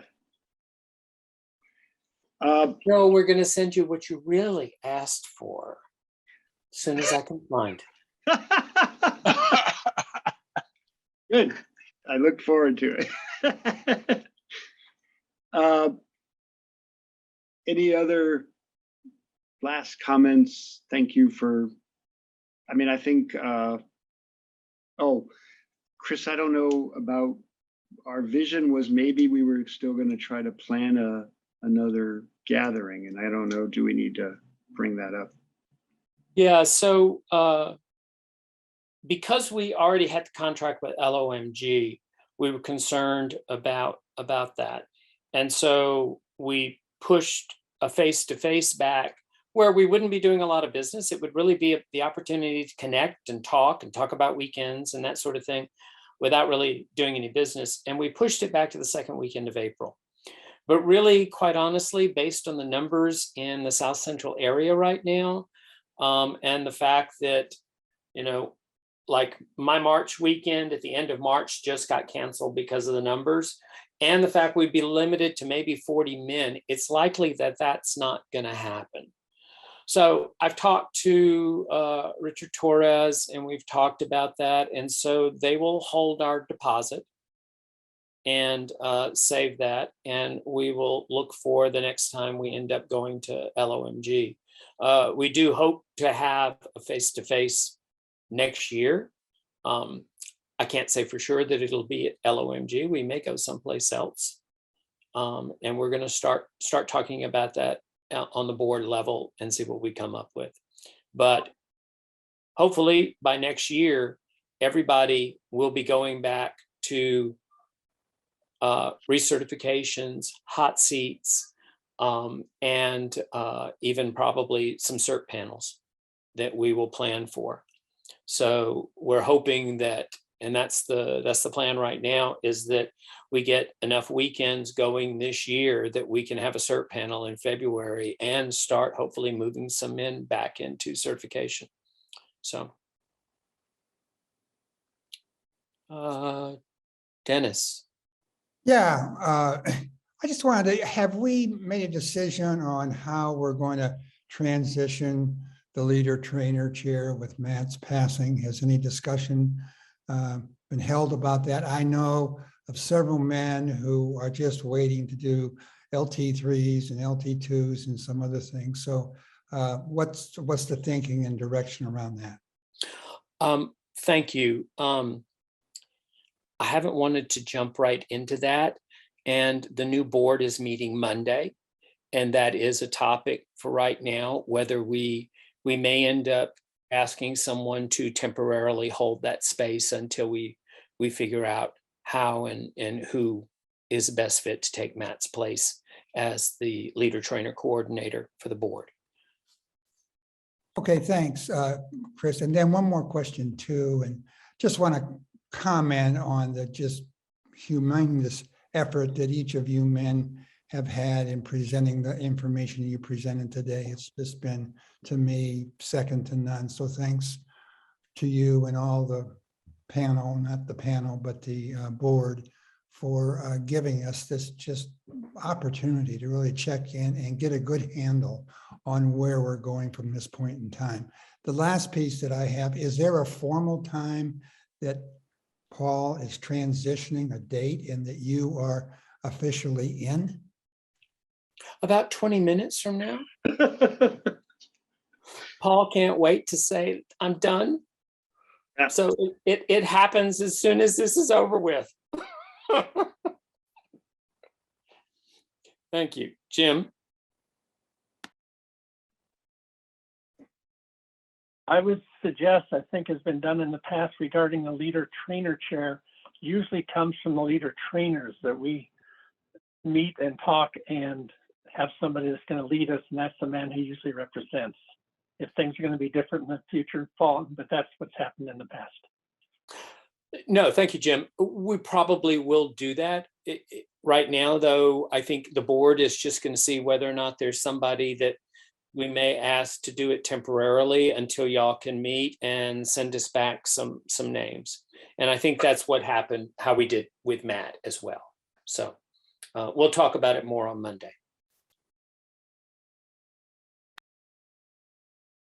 Any other last comments or questions?